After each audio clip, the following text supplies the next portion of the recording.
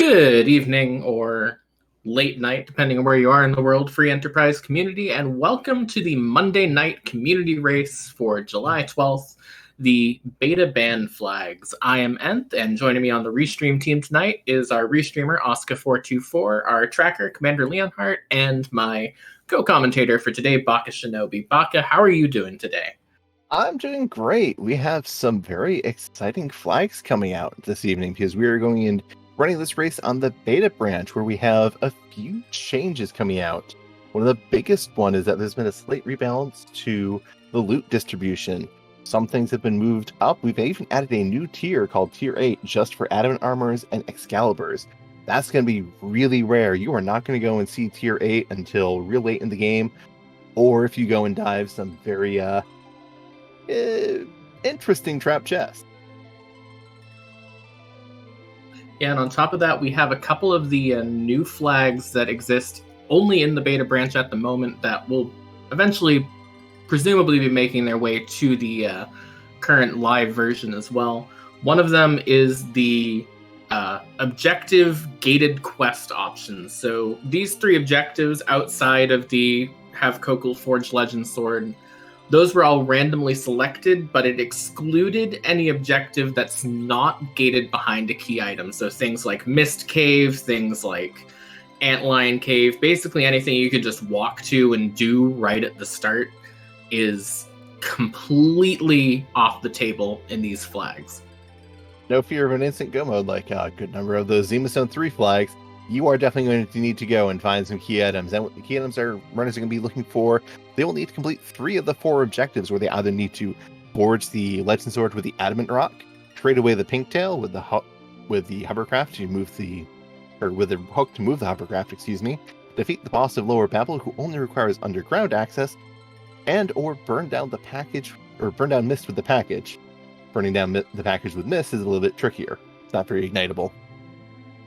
Yeah, I'm sure it's possible. There's supposed to be a lot of summoners and like that there, and presumably based off of Rydia having black magic, there's got to be someone who, knows a fire spell in the entirety of Mist. So you have to assume maybe they could burn down the package, but then it's like, is it the village itself doing it or one of the people in the village? And that's just kind of a complicated question.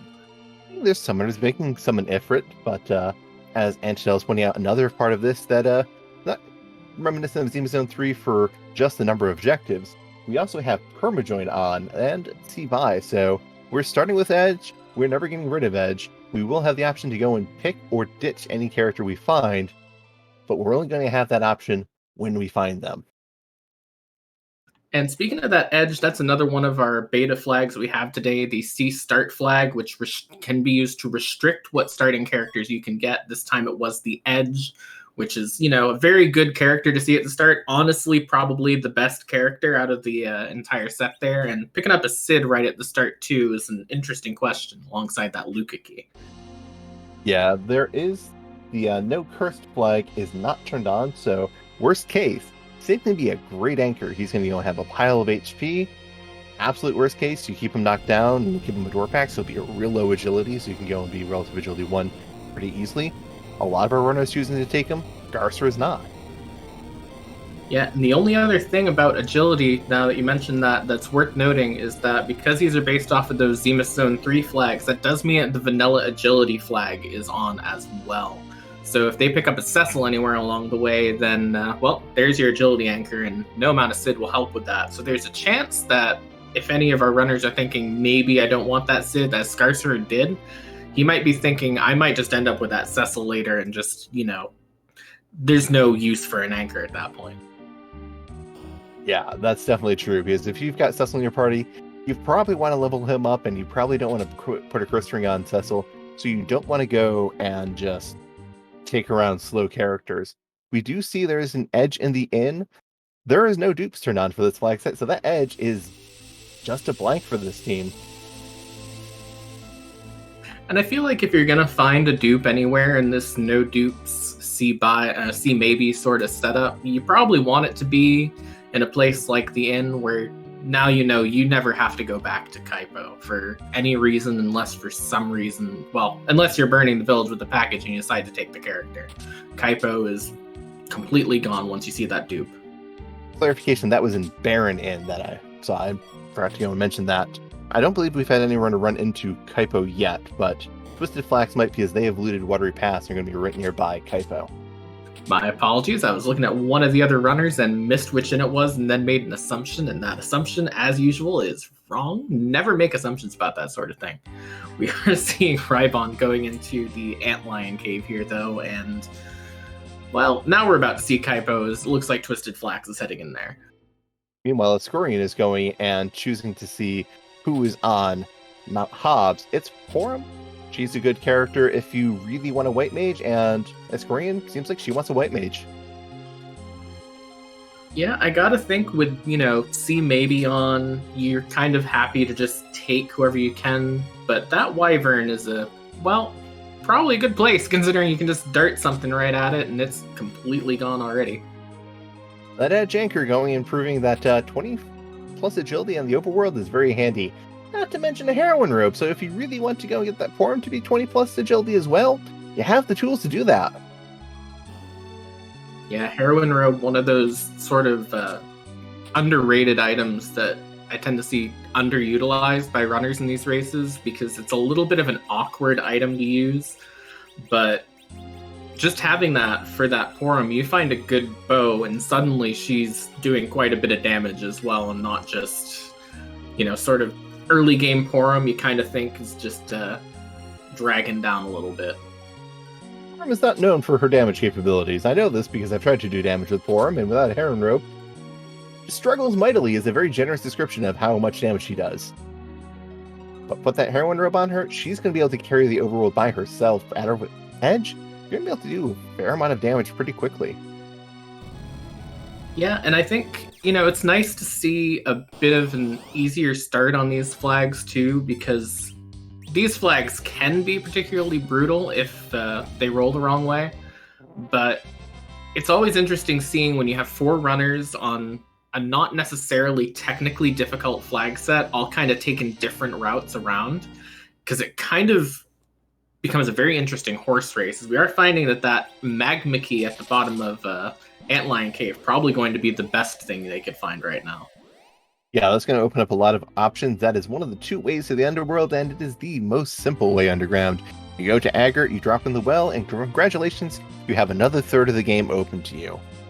And this gives a couple of free checks where you can go into the land of summon monsters to check a chest for 1 key item, and you can go into the Sylph Cave, walk all the way down to the bottom, talk to Young in the bed, and go back up, and return to Pool to get another key item.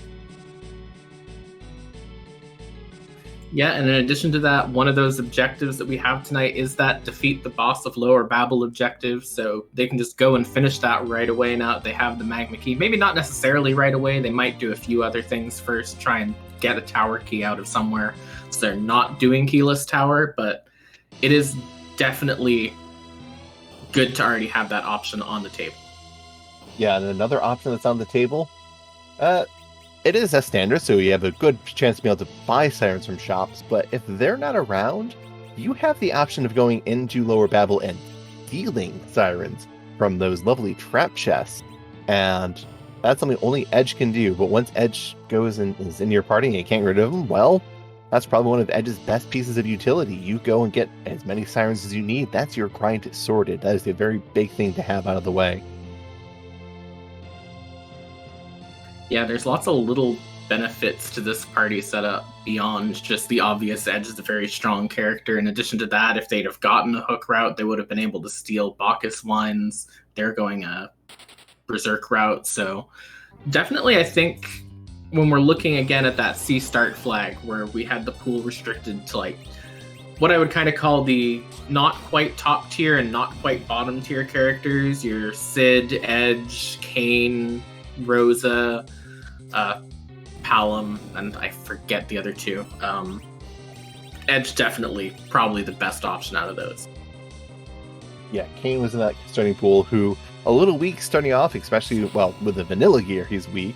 Sineki actually makes Kane a bit better because he's probably going to have something better than a Spear. Are there things that are better than a Spear, because I think the Spear is the best spear personally. might have the best accuracy, but that I believe 10 attack power is a bit lacking when it compares to other weapons. But It is one of the best item names in the game, though. It's very descriptive. It is a spear. Of what kind? The spear variety. We do see that all of our runners have gone and acquired their magma key, but Escorian, she is the one who looks to be the most interested in going straight underground. Well, I believe Scarcer also went underground. No, Scarcer is the Kabul fence, which is why Scarcer has a package.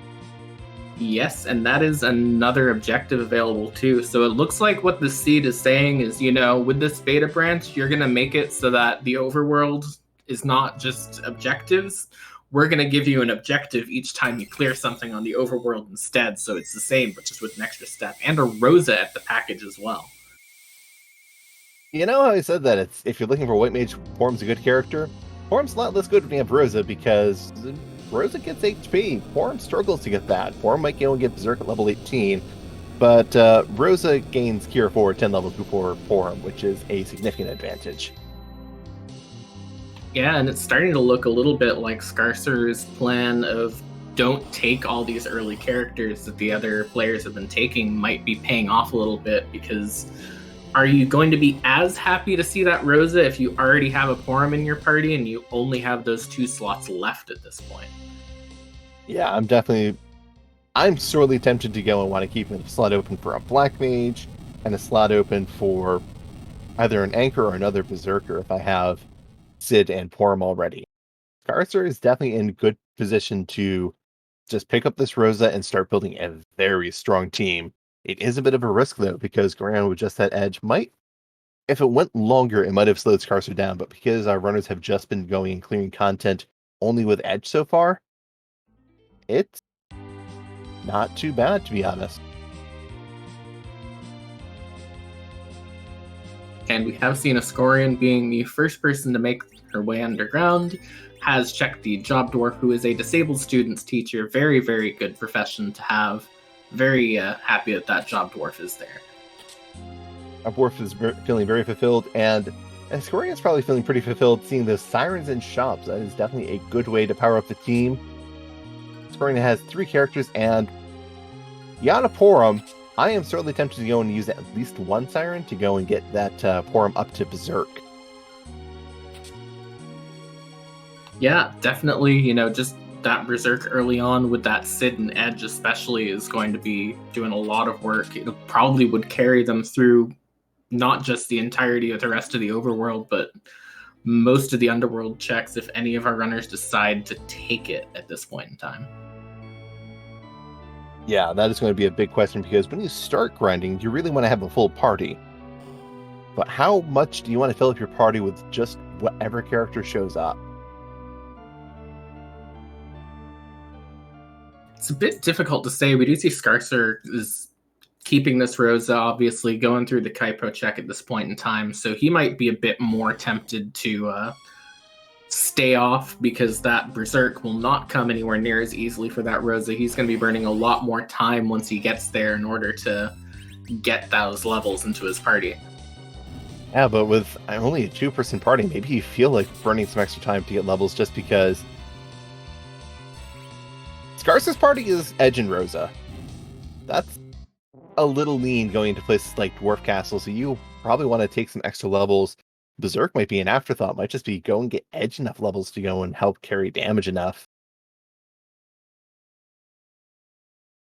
We are seeing a Leviathan summon for sale. This is one of the big changes with as I mentioned, there's a slight rebalance of some items. Leviathan summon is no longer a tier 6 drop, it's a tier 5 drop, and it can, because it's tier 5, it can show up in gated item shops on that standard. Yeah, and that'll be a pretty good buff for Rydia overall. If there's a chance that you can get one of her good damage summons early on, might make her just that little bit more appealing. I don't think it will make her a ton more appealing to runners, but at very least it might remove the never let Rydia hit things thing. It might become occasionally let Rydia hit things.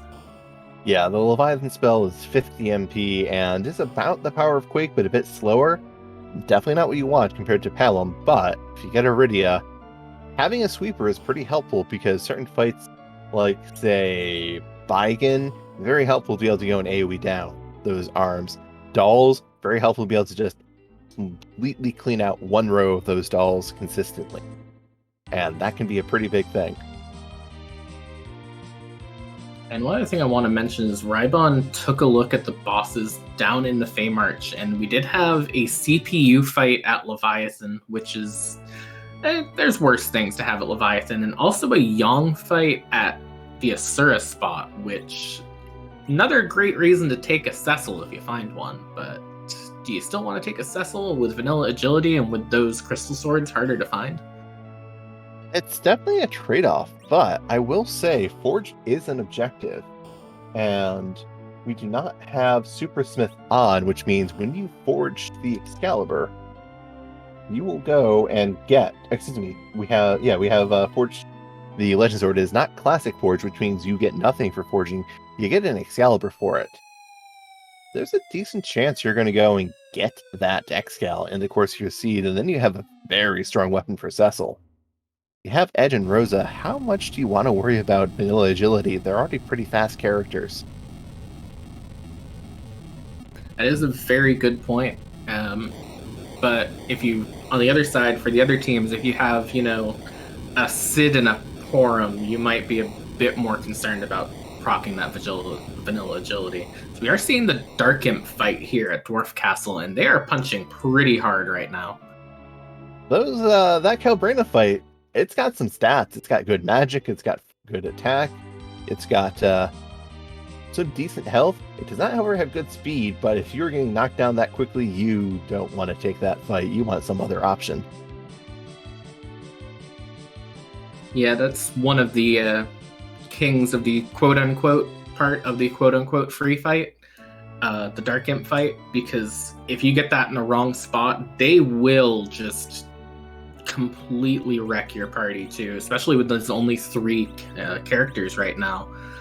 We haven't seen anything that's opened any more character checks except for that Earth Crystal that Rybon's got, though.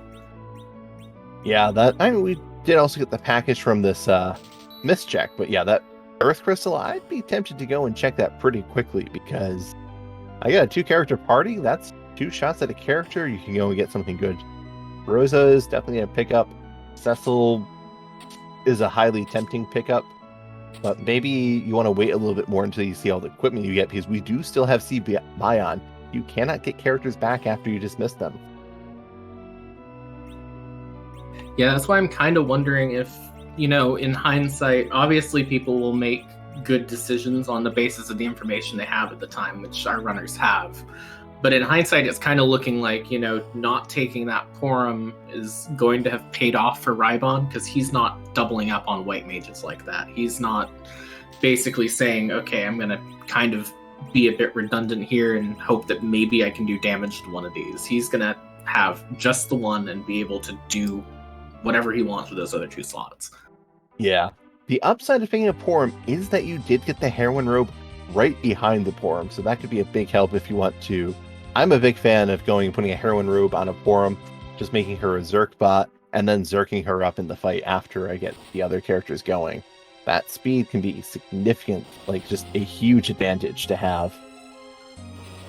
So having Rosa without that Heroine Robe could go and still be pretty bad. It might still be faster. You may have to take extra fights to get Porum's HP up to survive Z Big Bangs. You might be able to go and just get through the seed faster off the back of that Heroine Robe. And speaking of things you can find in Fabul alongside that package, Rybon just found a Darkness Crystal at Sheila. Oh! Well now, congratulations! We have the entire game open to you. I hope you enjoy going and hunting for key items, because we know where the package is. We know where the boss of Lower Babel is. We already have our Magma Key. It's down to the two objectives, one of 2 objectives for Go Mode, and both of them are double key item required, so there's a bit of a fun little hunt going on here now. Yeah, for fans of the Lolly Ho League who have stuck around this long, first of all, thank you. We appreciate your support, and secondly, it's going to look real familiar to you very soon here, where we're hunting down either Forge or a hook plus a different tail at this point in time. So we're going to end up seeing the long hunt no matter what. And it's going to end up being, who hits on those two items first.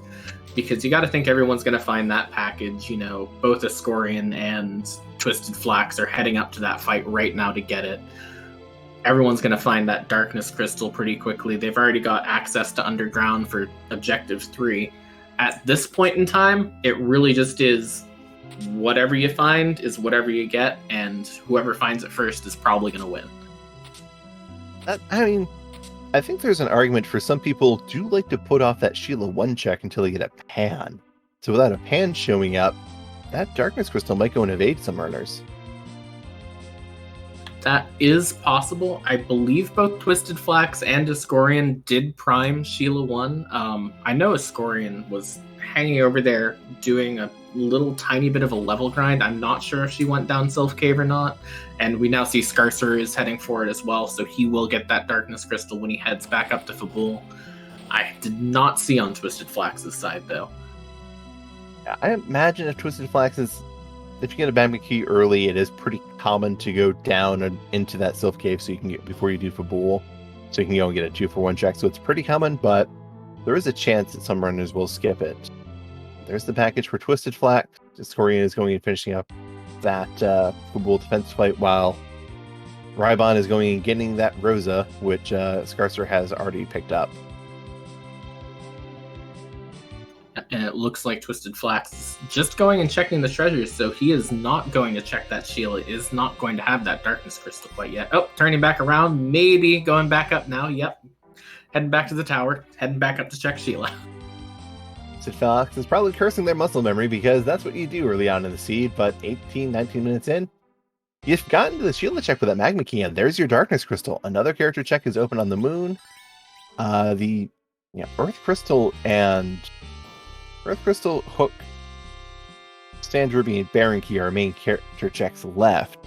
But if you don't find a Earth Crystal soon, which I can't remember exactly where that Earth Crystal was, you may be inclined to just pick up 5 characters and go to the moon, because there's a lot of things you can get up there, and you have found sirens. Maybe you can go and find enough to get a good party going and just start sweeping that moon and maybe be greedy and hit some treasure chests up there for some good loot. And Commander in chat saying it is Baron in for the Earth Crystal, so that's a check that only Rybon has gone for at this point in time, which is interesting. I kind of expect that we'll see that coming up fairly soon for other runners. They might be a bit more tempted to check more of the overworld. But the question to me that's interesting about this start is this is a very wide open start that's turned into a hunt for one set of 2 key items. If you recognize that as a runner in this race, knowing that you're competing not just against the 3 other people on stream, but also there are other people running this race who are not on stream as well, do you take a risk that you don't think anyone else will take if you think that there's a chance that it might lead you to go mode faster than someone else? I can make a party that I'm willing to tolerate. I would be interested in going and just rushing the moon because, one, you go and take all of your experience. You get that quickly. You're not going to go and get as fast if you have 10 key items. But if you're going and clearing the moon, you find 1 or 2 parts of the forge up there, that can go and make it easier for you to come back down to the blue planet and just rush through some checks to clean something out where your opponents are maybe holding off that moon longer than they really want to, because they're either hunting for 10 key items as the punch on the moon, or they're hunting to make sure they don't leave something on Earth. You could go and pull... The moon is definitely a gamble. It's going to be much slower than clearing all the checks on Earth, but it's also dense, and you'll be very high level. You will not need to stop and go back and get anything for your Z fight if you clear this moon, most likely. Well, if you're planning on going to the moon and filling out your party, I've got some bad news for you in the seed, because we've just found edge number 3 for the seed in this no dupes flag set, meaning we are still have only seen, I believe, 4 unique characters so far. Who knew, seeing that many edges would go and fill you with so much displeasure. Normally you find all of his weapons and you're just sitting there, give me an edge, give me an edge, and why can't I find it? And I don't have anyone to use all these nice swords.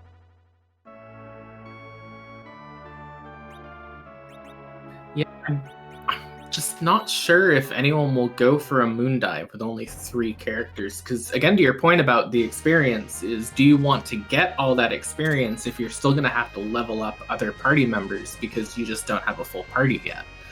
Because you're going to be potentially, first of all, those bosses are going to be way more difficult with only 3. And secondly, it's going to be a lot of wasted experience. Agreed. That's something where, at this state, I don't think you are very correct. The moon is going to be a very big gamble, and it's not going to go pay off very well.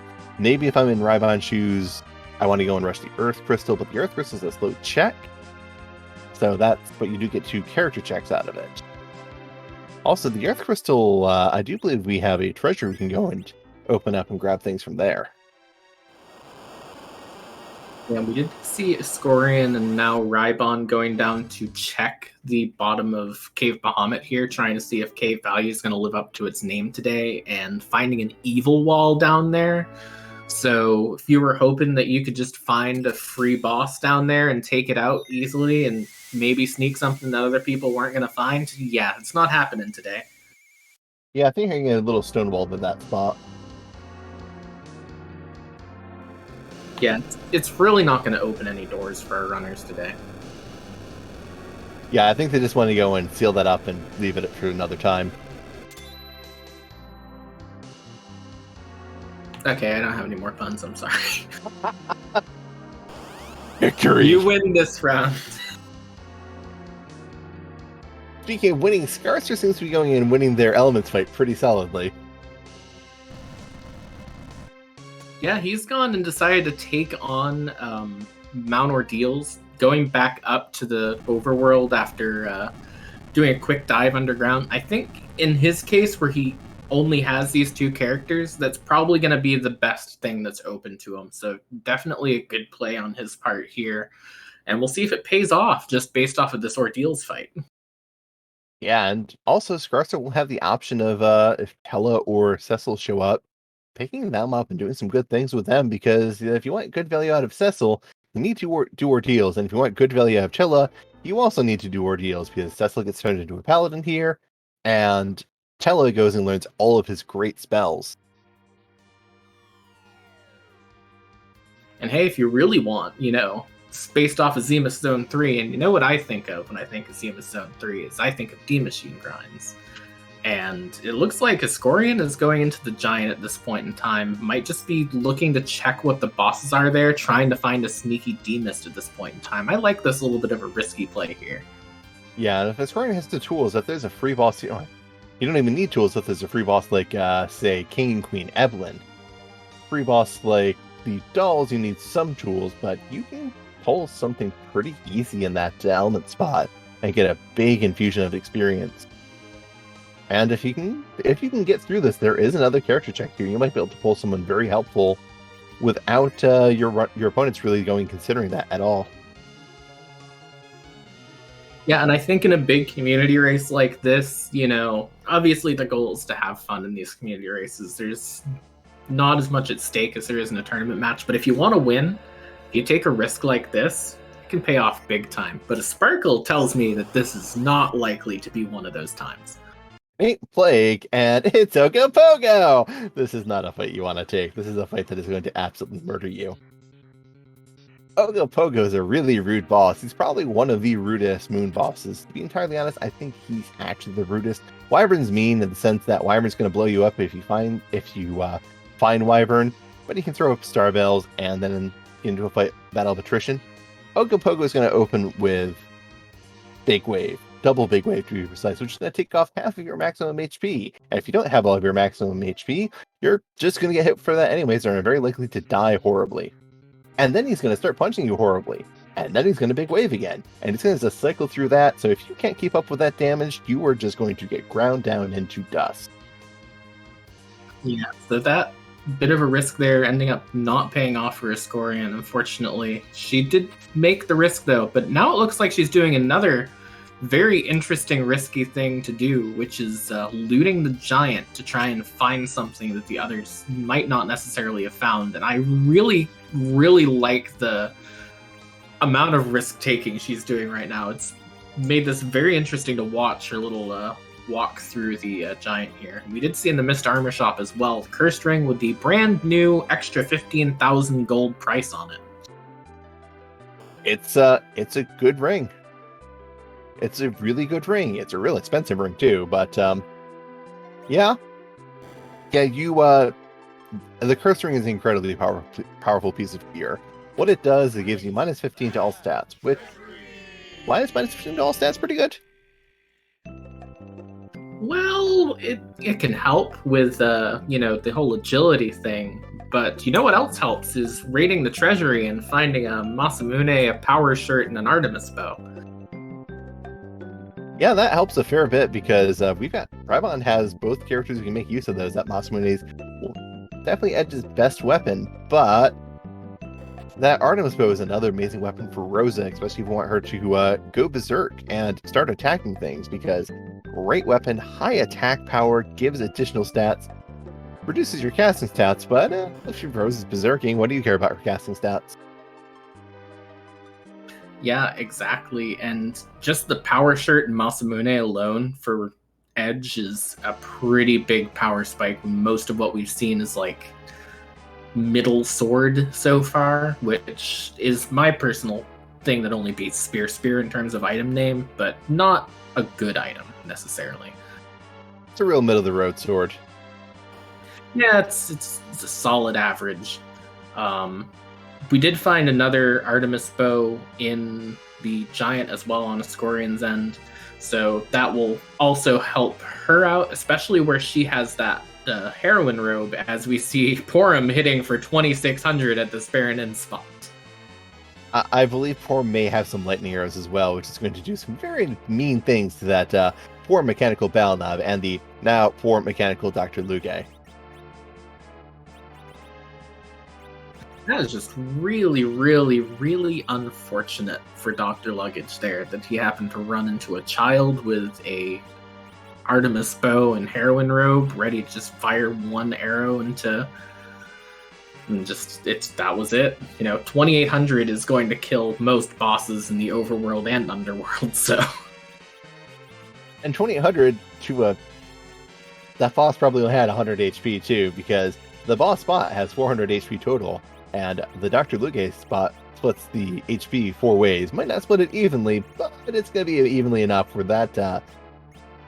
That was probably 20 times overkill at least. Really, they need to add the overkill mechanic from Final Fantasy X into this. Really, feel free to post that in the feedback channel if you want to not actually make any progress, because that would be a terrible idea. But at the same time, if that were the case, you'd get a lot more experience out of this fight, and that would have been real good. Yeah, that would have gone, and it says 1,000 experience. It gets split again 4 ways, and you only get one of those. So it is it's a spot. And congratulations to Empty for going and using 2 letters in such a way that I could still hear them very clearly. I just watched Twisted Flax rate that treasury a second time, and there are 2 glass hats and a white spear and a defense sword in there as well for whoever else they managed to pick up. So, you got a cane starter kit as well. So, that is a very good treasury today. I'm hoping that cane shows up. And, that's going to be... Well, Twisted Flax only has 1 more character slot because Twisted Flax did choose to take Rosa and has Porum already, and already kept Sid, so Twisted Flax is there's not as much potential value up in this tower, but then again, there's also been 2 Edge dupes, and we might see a 4th one up here. Or 3rd dupe, 4th Edge. At that point in time, really, you should just be able to have, the edge, like holding up one of the other edges with two swords in each hand, and then you can be quad wielding just by swinging the other two edges around, like some sort of combination attack sort of thing, like the bands from After Years, basically. Like, find enough edges that can be morphin time. We can go and just get some extra arms on edge. Exactly. Well, there's a Cecil. That's a character that's very tempting if you go and find a nice holy sword. And there's the fourth edge that I called. Well, that is a very interesting situation. Who is going to take the Cecil? Rybon is not going to take the Cecil. Rybon, I'm guessing, is very committed to just saying, I am not going to port heals. Good. I don't feel like dealing with that trial today. Since we know that nothing really came from ordeals, that's going to end up being the right decision for the seed form anyways, so he won't end up being punished for it. And we are seeing this Calcabrina fight in a pretty easy location for it as well, so that's going to be another good bonus here. Though the Zeus Rage is going to finish off the back dolls. The Flame from Edge was lacking of enough heat to go and finish off those back dolls, but the Zeus Rage, shockingly enough, finishes up this fight. Yeah, really that Flame was just there to sort of, allow Rosa time to warm up a little bit. Gotta go and get things cooking for us. Yep, and now that we're really sizzling here with this fight, if you want another fire-themed boss, there's the Mom Bomb fight up on Twisted Flax's side, which I believe is that Magus Sister spot. And that's a really annoying prize to find there. It's good that Mom Bomb's not a particularly difficult location to deal with, but you go up Tower of Zot, you're hoping for a nice, easy set of fights, and you run into the one that has the giant extra HP pool on it. That's not the best. What's also annoying is that we have seen Edge is the only character who can innately do AoE damage. And we've seen 2 AoE damage bosses in Za who you're pretty tempted to go for because you would like to go and fill out your party. When Rybon is going and choosing to go up ordeals now, so they end up regretting ditching that Cecil because Paladin Cecil's a real good character, even with a defense sword. They're a great addition to this party. They're a very speedy character, but they will be the anchors, and maybe that's what Rybon was going and focusing most on. Yeah, he might just be thinking, there's no guarantee I'll find a good sword with the worst waiting for finding an Excalibur and a Crystal Sword in this, and with no guarantee that you'll be completing Objective 1. He might just be thinking, it's not as worth it because I'm not sure if I'm going to get that Cecil online enough to make it worth dealing with that vanilla agility flag. And one more thing I want to point out, I just noticed on Twisted Flax's side, I don't believe we've seen anyone go through Dwarf Castle yet, but there's a blue robe in the Golbez spot. That can be the fun and easy blue robe of the Water Hag, or it can be the much more annoying blue robe of the Alt Gauntlet. Which, it's never fun to go and have things just be one fight, right? Why have one fight when you can have 5? And honestly, in that Golbez spot, which does not have very much health, when you have a party this strong, even Water Hag is going to be slower than most anything else you would find at that spot. So I have to wonder if that's going to kind of disincentivize Dwarf Castle a little bit. Although that is a character check, and if they want to find a 5th character, it might be a good time to go for that. Yeah, that's something where you have the option of having a full party of Horum, Rosa, Cid, Edge, Cecil. That's all we've seen so far. But if Dwarf Castle, that could go into, it could give you a Palom, though at this rate, I don't know how much. We've seen pretty much all of the AoE bosses. The D-Lunars are the main 2-party fight that I can think of. But we've seen Bigan, we've seen Mom Bomb, we've seen the Calcabrina dolls. Those are the big fights I really want AoE damage for. Do you have any things? I guess technically the 2 guard fights count under that, but not really, because they're both... the Baron guards, you don't necessarily, it doesn't matter as much. There's only 2 of them anyways. And then the Kaipo guards, you just want to take out the one in back anyways. You want to take out Officer so that soldiers are no threat. And then I guess it's good for cleaning up soldiers, but it's not really that big of a deal. Yeah, and if you're going to go and grind your party up, if you want to take a Black Mage into the Zeromus fight, you are going to want to go and get almost 1 million experience on a Black Mage to go and get them nuke if you want them to contribute. Berserkers, you only need to take to 6, maybe 700,000 if you're feeling very safe. So that's a big difference in experience requirements as well. And if you're clearing the moon, the Berserkers, Quake's a good spell, but Berserkers are probably going to be faster for you. Yeah, and if you're on Ascorian and Twisted Flax's side, where you have that heroine robe, and you have, in Ascorian's case, she has that Artemis bow for her Porum at the moment, you're even more incentivized to head down that Berserk route, because you can just throw that heroine robe on either Rosa or Porum, probably on Porum, and then you have 2 sources of Berserk. You're really, really well set up for that Berserk party. Yeah, you can have some fun times and just hit things a lot. And Ascorian is choosing to take Cecil. He's going to go and play by that vanilla agility, and going to go and find out that this just has the spoon, which is not going to be progression, and Ordeals is just a gold apple, which is also not progression. At least with the spoon, it's a good dart for Edge, so that's going to take 10k off of that Zeromus fight, or any fight of your choice. If you find a moon boss that you don't want to deal with, you can always just throw some cutlery at it, and it will just say, okay, I'm going to go have some ice cream now with this spoon. You can have whatever's in this treasure chest. I'm no longer interested. Or you can throw it at that CPU in Feymarch, because thinking about that CPU in Feymarch, Ascorian, once Ordeals is complete, is going to have a rather easy line for going and taking out that Yang and the Ashura spot in Feymarch.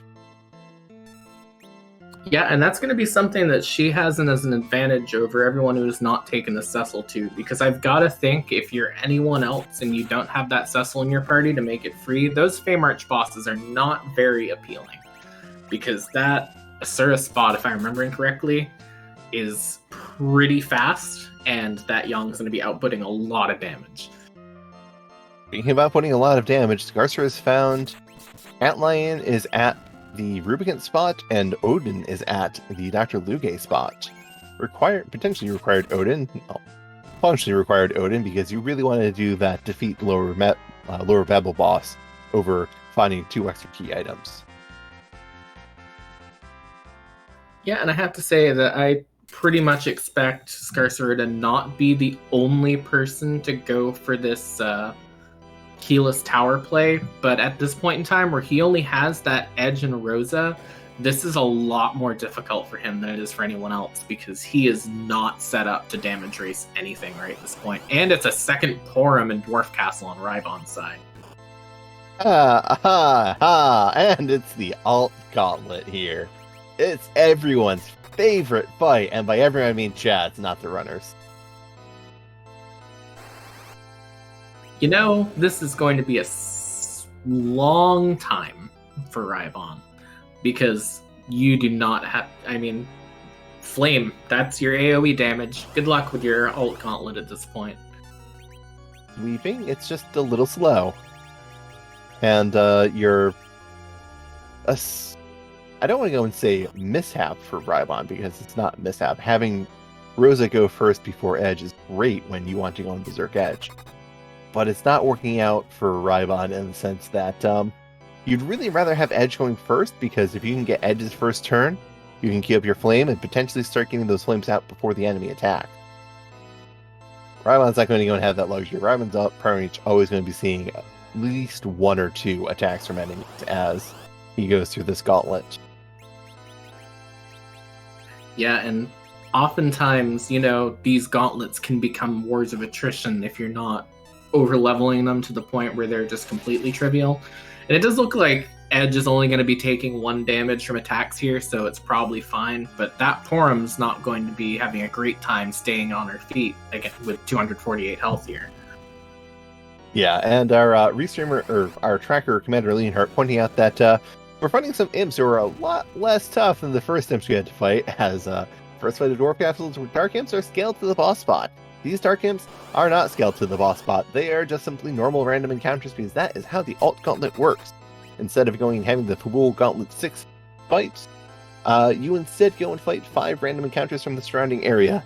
This is one of the somewhat more annoying ones, because you have to go through a whole bunch of cutscenes and then you have to sit through all of these fights. But it's not, say, the Masamune altar, where you get to go and fight behemoths and evil masks and dragons and behemoths and all sorts of other fun things. Yeah, this is more annoying than difficult. It's just, you're hoping for the water hag, you're like, I want this free character that will surely not be another dupe, right? It's, you know, like that Anakin Padme meme. And then, no, it's just another Porum, and now you have to sit through this entire gauntlet. Look, we both know every runner has gotten here and said, stop giving me dupe edges. And they were not given a dupe edge. Scarcer, is going to have the option of getting a new character, and Scarcer really wants Porum, who Scarcer has already rejected. Yeah, but this will be very good for him at this point in time. Although these imps are not going well for him at this point either. Does get the Odin off the Grimoire though for the free one hit, but that with just a Rosa at 142, I'm not sure that's going to actually make a difference here once he gets to the gauntlet itself. Depends on how well. All right, so here's a fun fact about the row setup. There are actually 2 sets of front and back rows. There's your front and back row and the enemy's front and back row. And the enemy's front and back row can go and reduce damage even further. And it looks like Scarcer ended up taking that Porum. I don't know if Scarcer took Porum because he accepted the inevitability and just wants to start filling up this party, or if Scarcer wants to have another target to get punched for a bit while Scarcer recovers. Possibly a bit of both. I gotta feel when you're this deep into the siege, you're 44 minutes in, and you've only seen Edge 4 times and Porum twice, you're kind of like, well, guess I'm taking Porum at this point because I'm actually starting to run out of character locations here. Yeah, Scarcer has not done Baron Inn, so does not know that the Earth Crystal will lead to a Cecil. But yeah, there's very few options, and also Scarcer can only currently get up to a party of 4 with the information we have, because Sid hasn't shown up again. Sid only showed up when the first start of the game, and you don't have the option to pick up characters that you've dismissed.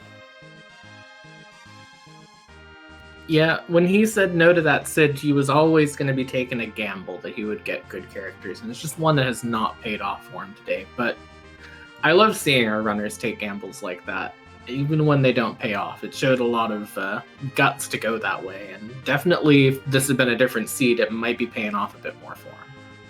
I agree. If there's a Cecil who's around, that Sid is... Well, there is a Cecil around, but Cecil's a little buried, and as we know, not really required in any way at the moment. So you just might not want to go and worry about Sid being slow if you pick up a Cecil early and want to deal with agility. But yeah, this is unfortunately slowing Scarcer down, because Sid's bulk would definitely help with this fight, just getting through things, going and taking some extra hits, and just getting things going. And that treasury would also help Scarcer just get things going again, because that treasury had a bunch of glass hats which would go and improve your defense, so you don't have to spend as much time trying to recover.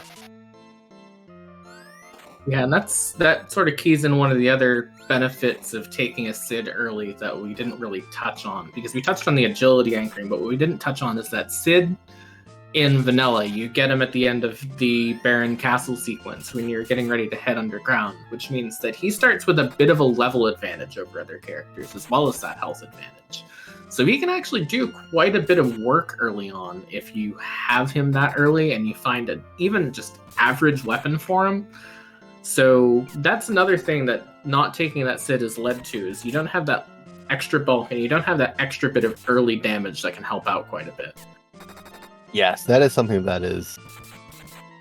Permajoin is a real hard fight to deal with a lot, because you are going and looking at your party and thinking, not just how good is this character now, how good is this character in the middle of the game, in the moon, in my Zeromus fight? And the answer is usually, you gotta take some characters who might just be absolutely awful at one of those phases, but is going to go and carry you through maybe the early game. Or you take someone who's just going to be taking a nap for a while to go and get you through it. And we are finding that the lower Babel boss is absolutely required because we just got Adamant, the Adamant item from that Odin. Yeah, depending on where that rat tail and hook are, that could be a pretty big bonus as well. But one item away from go mode is always an exciting moment, although Twisted Flax... Well, actually, no, wait, he did complete Objective 3. That's what Objective 3 is. Never mind. Yes, Objective 3 is complete the boss of Lower Babel. That is, it's been open for a while, but concerning its Odin, not usually a very popular one, but Twisted Flax did make good use of their Edge and a Thunder Claw to do Thunder Elemental damage and hit a quadruple weakness and just tear through Odin's HP pool.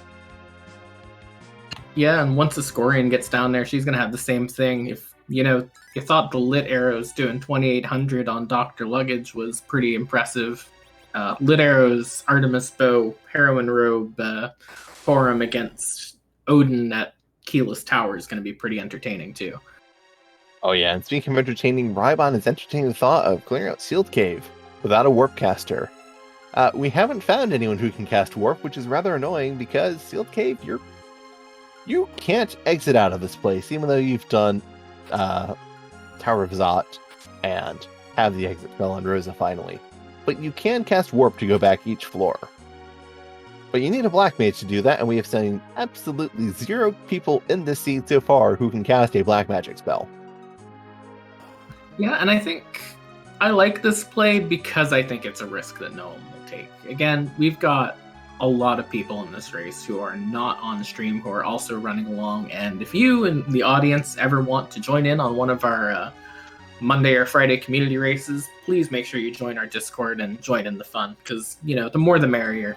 Always good to have fun together every Monday and Friday night, but you got to take a risk at some point in time if you want to finish at the top of the pack, because if you take this risk, and let's say that's the Legend Sword on top of that Adamant that we got at the top of Tower, that is going to be a huge bonus right there, because that is go mode right away that no one else has gone for.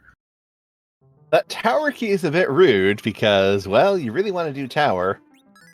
Not going to go and have any way of getting out of here fast with the characters in this scene. So, Rybon is getting prepared to take the fight, and we might go and see double value in the Lower Babel. Yeah, I mean, really, there's nothing but upsides for taking Tower, and as it turns out, there's nothing but upsides for taking Luca, too, outside of this Leviathan fight, which, if I'm remembering right, this is not a spot that you really want to see Leviathan if you can avoid it. It's not a terrible spot, but it's not a very good one either. Depends on how you feel about reflecting damage with Star Veils. Because if you feel good about reflecting damage with Star Veils, this is a fine spot to see Leviathan, because those Ice 2s are going to hurt a bit. Okay, maybe it'll hurt you more than it hurts Leviathan, because 860 damage is not the amount of damage you'll take from that. You're going to take thousands of damage, because this is a very high magic power spot. Yeah, if you can get this fight done efficiently, it's going to be pretty good for him. As we do see Scarcer is taking another stab at this gauntlet now at this point, a little bit more put together in his party at this point. Did not have as rough as an early part of it at this point in time, so he's going to be going for it here. And we are seeing now Twisted Flax here is going for Sealed Cave as well. So we're about to see another person on this Leviathan fight with that tower available to him. Yeah, that's it makes sense because there are very few things left underground or available. There's the Luca key, there's the summon monster spots, which are kind of rough for anyone who isn't Ascorian. And then there's the moon, which is you're going to go and whatever you clear the moon with is going to be your final party, and you want to go and get 5 characters. Ascorian is also the only person who has 5 characters. Yeah, we're kind of seeing like the opposite approaches in this upper left and lower right corner here. Ascorian has basically said, you know what? I'm going to take every character you throw at me at this point in time. I don't think she's actually declined a character yet. And then you have Scarcer, who's been very lean on his character choices at this point in time. It's not quite paid off for him in the seed, but, you know, that's the nature of the randomizer sometime. Rando gonna rando didn't quite work out for him. Yeah, so those are 2 completely opposite approaches here. Yeah, scoring, I mean, there is something to be said for, and there's a flag set that in the early days of Free Enterprise was called C5, where there were 5 characters in Seed and there were no duplicates. You got those characters and you took those characters. You didn't have an option of declining them. You didn't have the option of getting anyone else. So that's an attitude that if you take it on some flag sets can go and help you, because you'll have 5 characters. You'll get your party rolling sooner.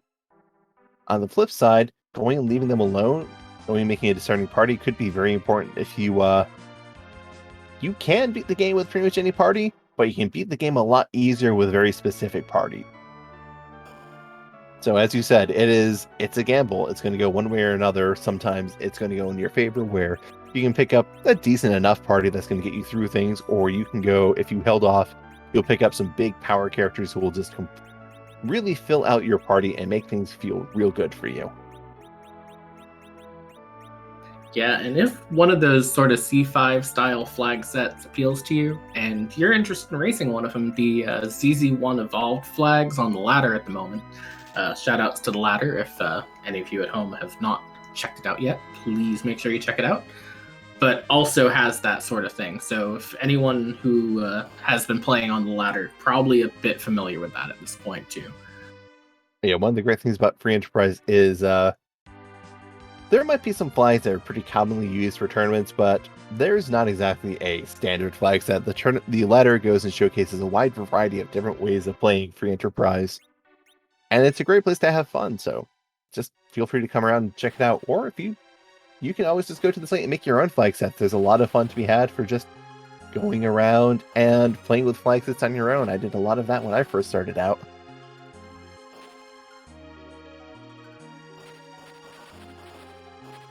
Now, what's interesting to me is Rybon did go down to the bottom of Sealed Cave there, did pick that up. Now, I was about to say he's looking like he might not be going for that tower check, but no, immediately flies off to the tower the second I start saying that. So we're going to see what's in the super cannon room here pretty quickly.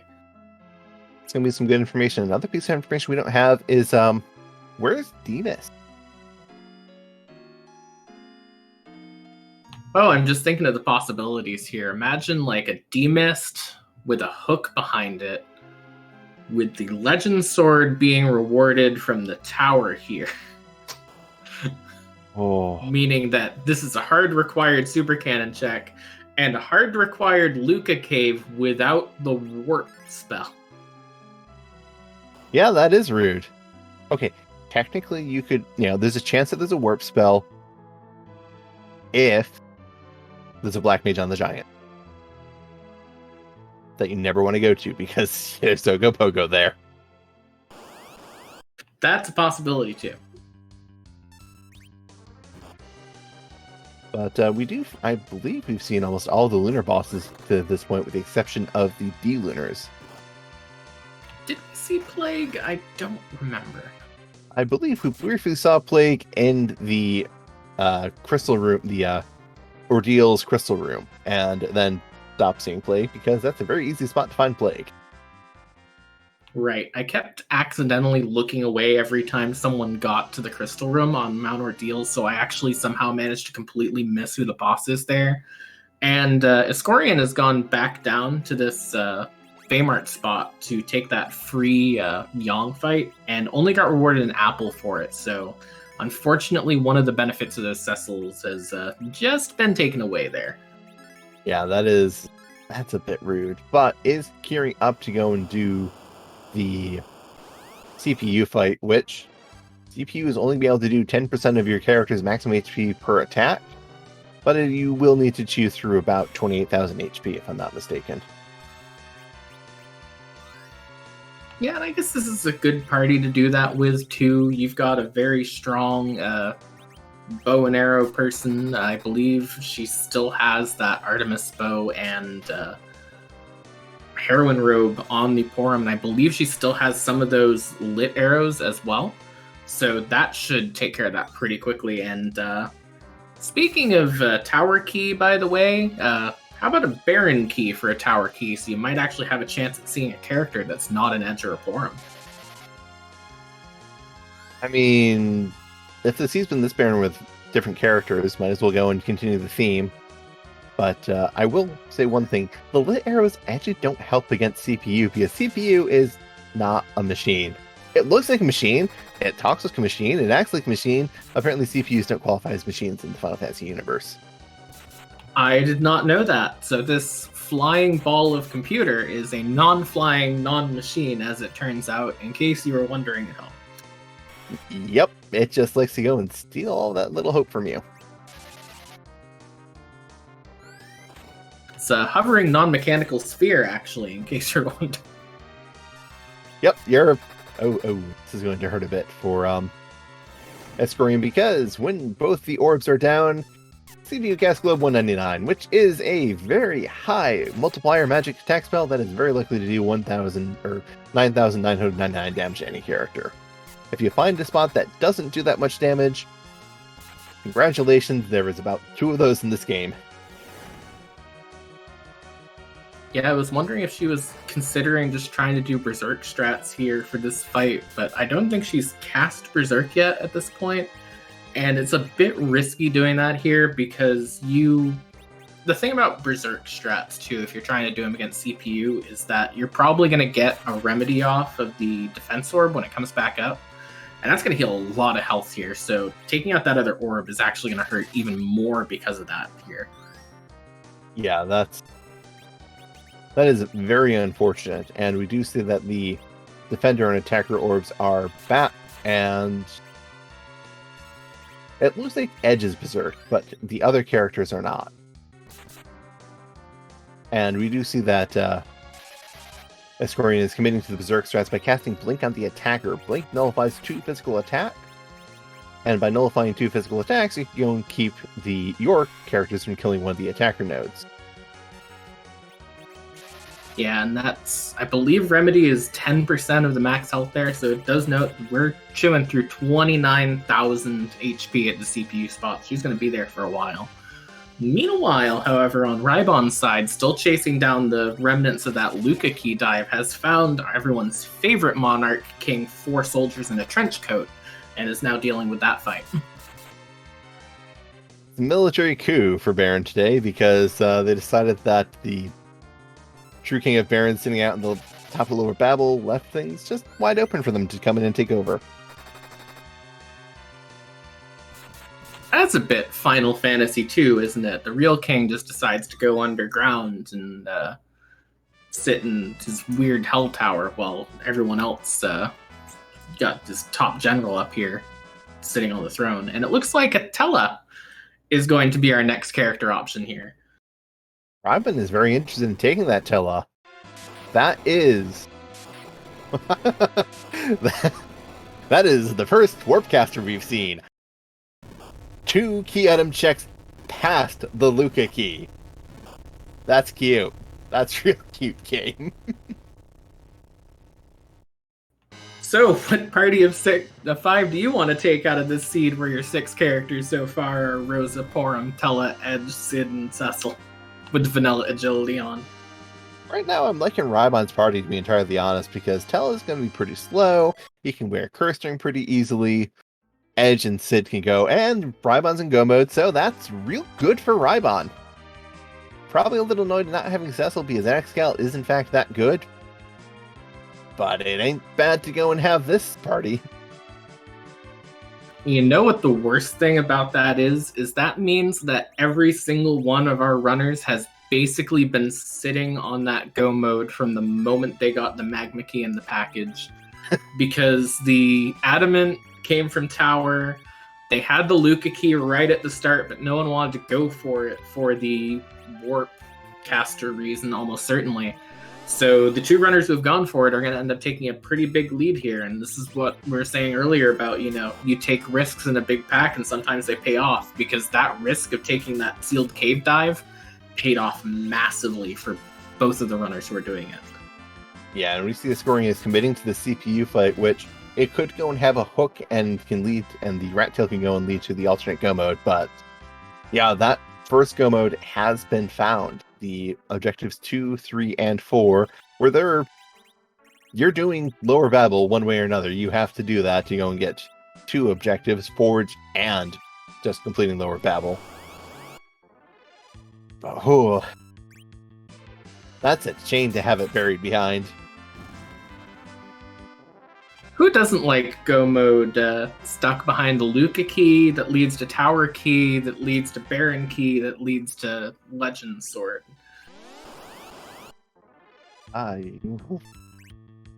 What's even better is that we have not seen 3 different character checks. So we've seen 75% of the character checks. And Ryvan's on a 4-person party after not taking Cecil or Forum. I wonder if that's actually a little bit of a mistake for Ryvan. Not to go and be critical, but in the sense that actually, did Ryvan go and clear Hobbs and not take the Forum? Or did Ryvan just not clear Hobbs? I don't think he cleared Hobbs. So this is something that you can think of from a standpoint of, you have 4 characters. You're grinding up for Zeromus. Have the option for a 5th character. Do you take the 5th character? Or do you just think, all right, I've got Edge and Sid, what is Porum going to contribute to this fight? There's a good line of thought going back and forth, to be entirely honest. I think this is one of those rando kind of things where it seems like there's a correct answer, but there probably really isn't one. Because given the information Rybon had every step of the way, expecting there to be 4 dupes in this seed this early on, probably the odds were against that. So I think from that standpoint, he definitely made the right decisions. Just for this specific seed, it ended up being the wrong decision. Right, what I'm thinking of is, after you've verified your go mode, you have Tella, you have the Legend Sword sitting in your inventory. You need to go and do the Forge. Your overworld, you could go and pick up Porum, so you have a 5th party member, is what I'm thinking. And because the slingshot, I believe, is turned on, Porum is going to go and catch up pretty quickly. But also, it's Porum who is going to struggle to go and get the HP to survive Big Bangs and be a good White Mage. You're going to need to go and take Porum up to level 48 to get Cure 4. So this party is going up to the 40s anyways, so that's where I'm thinking, where do you go and pick up the Porum, level her up to about where you're going to take the rest of your party, so you have either insurance against both your White Mages going down to a Big Bang, or you can go and potentially take that Rosa and turn her into Berserker and make Porum a White Mage for the party. That's where I'm thinking there might be, after you've gone and gotten go mode and you know that there are no more character checks gotten, I can pick up a Porum now. Do I want to pick her up and level her up in this grind to go and round out this party slightly more, where it can take maybe the riskier line of having Edge, Rosa, and Sid be Zerkers and Porum be the White Mage? I don't know if it's worth it at this point. Yep. I don't know. And that's exactly what I'm thinking too, where it's also, Porum's really risky to take into a Z fight. What you're doing is you're going taking Rosa off healing and you're putting Porum on being your healer, and she gets up to 1500 HP by the time she gets Cure 4. That's a real scary number to go and take into your Z fight. But if you can get your nerfs off, you can make it pretty safe. If you go and keep a wall on Porum and then go and nerf those Big Bangs, it is definitely aggressive to go that way, where you go and just convert Rosa from a very solid White Mage to a pure Berserker DPS. And again, there are currently no finishers for this race, so it is definitely a question I want to throw out to consider, because there's a lot of ways to play this, and as you said, it is not something that is an obvious right or wrong answer. This is not something as criticizing Rybon. This is just an exploration of what options are available and are they worth exercising. I don't know. It's such a complicated situation too. I think if you were going to take Forum at this point in time, you might have considered go take Forum for a moment, make sure that you have your level set, and then go do a Dean Machine grind instead of spending the Sirens and really get that Slingshot XP onto her so that you can get that much quicker. But you already have the Sirens, so do you really want to do that? Is the Slingshot going to make as much of a difference when at some point in time it's just going to turn itself off just because of the nature of Sirens coming in chunks at a time instead of one big chunk? So maybe that's kind of played into his thought process about it a little bit, like, okay, I'm not going to be able to as efficiently get that Forum up as I would like. Yeah, that's definitely a good point, because Slingshot, if your character is 5 levels or more behind the median party level, they will get double experience. You go and do that in one fight, yeah, you can go and just take them all the way up to level 50 or 60, and you're in great shape. In 15 fights, you're going to go and be turning off that Slingshot, as you said. You're just going to go and catch up that Forum, and then she'll be a bit behind compared to the other party members, and Forum is going to go and need extra experience, so that's going to go and be another thing. But we do see Power Ropes for sale, White Spears for sale, and Artemis Bows for sale. Interesting things to find, but I think that Power Rope is the only thing Rybon's going to be interested in.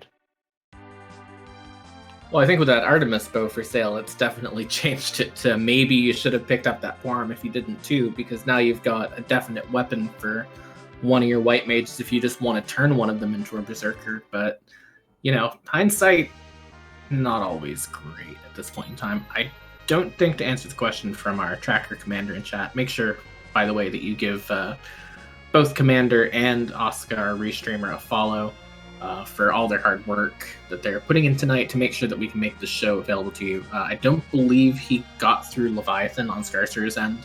I did notice that Ascorian did eventually manage to get through that CPU fight, and I believe she was rewarded with an Avenger for that. So again, sort of doubling down on this benefits for Cecil thing, and now that she's headed through the sealed cave, she's going to be on the path for that Cecil to do a lot of good work. Yeah, Ascorian Cecil is going to be a big carry for the Zeromes fight, because Cecil's good, and she is the only person in this on the restream to have a Cecil. Cecil with an Excalibur and Avenger, good damage. Well, if she can keep the Cecil up, we are seeing Scarcer is going for this 3-character CPU fight. This is going to be a very long and very tough fight. I would actually be a bit worried about his White Mages running out of MP before he can take that CPU down at this point.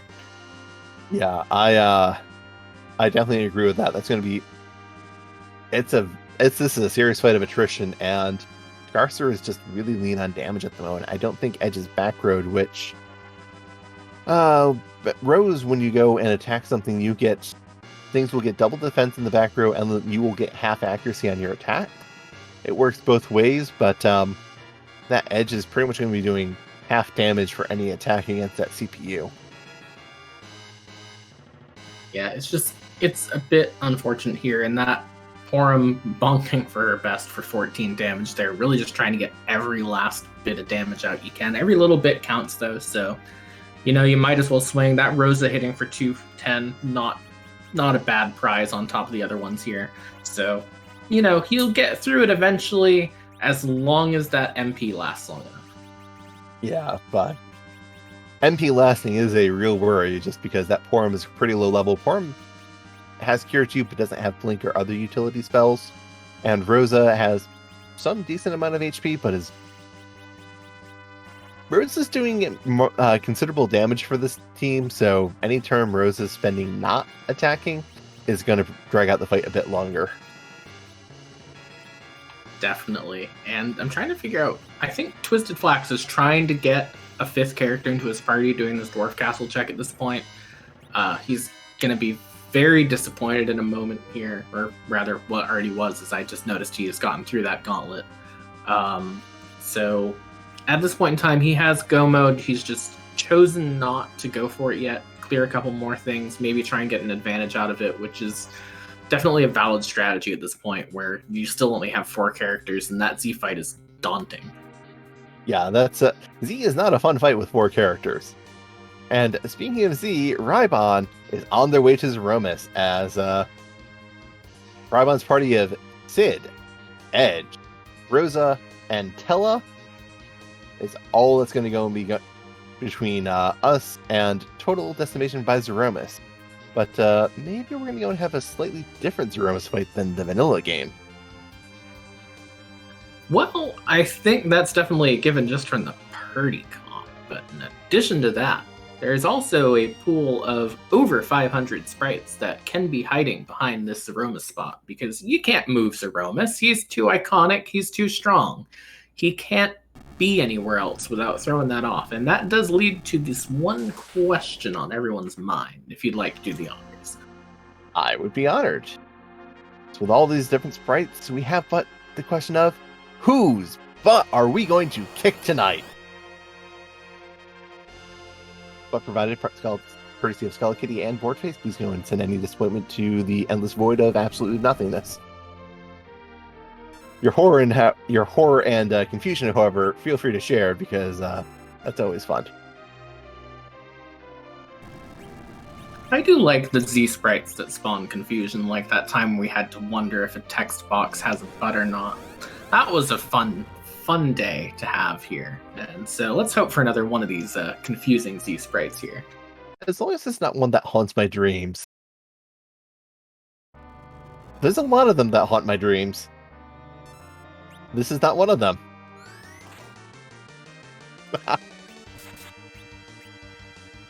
I just appreciate the name with the zero miss bit here. So, shout outs to the very, very wonderful bit of humor that's even just been put into the text there. Good old Zero going and showing up, and, he's used to getting blown to bits. Kind of surprising he's got that nuke spell and then targeted the person with the second lowest HP. Or no, he's not the third lowest HP. He's got the second most HP. But yeah, that is Zero from Mega Man X1 through 3. I think that's probably the X3 sprite, if I'm not mistaken. I am absolutely not sure. I will be entirely honest and say I have never actually played through a Mega Man game before, so I am not the right person to ask about that. But hey, the party is going. We have a relative agility 1 setup. Sid and Edge are going to town on this Zeromus fight. Sid is doing about 2,000 damage. Edge is doing about 3,000 damage. Ooh, almost close to 4,000 damage. Should be okay for a while, but Rosa does have 2,400 HP. Big Bangs can spike up to 2,700, but it's incredibly rare for a mage to take that much damage. Yeah, I think this is going to be a bit of a slow Z fight, obviously, just from only having 3 characters that are going to be alive, but it's looking like it's going to be a fairly stable one. The question, again, like I was mentioning up on Scarcer's side with the MP, is does Rosa have enough to get through this to heal them through the Big Bangs? And do you have enough Bacchus wines to go and re-up Berserk, or is Rosa going to need to be casting that as well? Because that can also start draining Rosa's MP. We did see Bacchus wines for sale somewhere, but I don't remember where it is. And speaking of things I just saw somewhere, looking over at the Discord, while Rybon is here on this Z fight, we have seen our first place finisher is one of our offline runners, this Flurry 14 with a time of 1:15:46. So GG's to him on that very, very good time. Yeah, the seed was... We saw 9 character checks, and Rybon only has 4 characters after just choosing not to pick up Forum. And also choosing not to pick up the Cecil with vanilla agility on. It's real hard to go and say which Cecil is a very risky pickup because of that vanilla agility if you don't find a very good weapon for Cecil.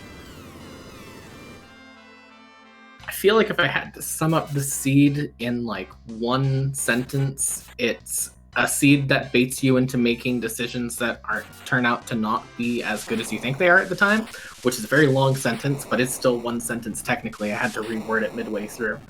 But we are seeing rocks on Rybon's side, and we are seeing the flashes, so that is going to be GG to him.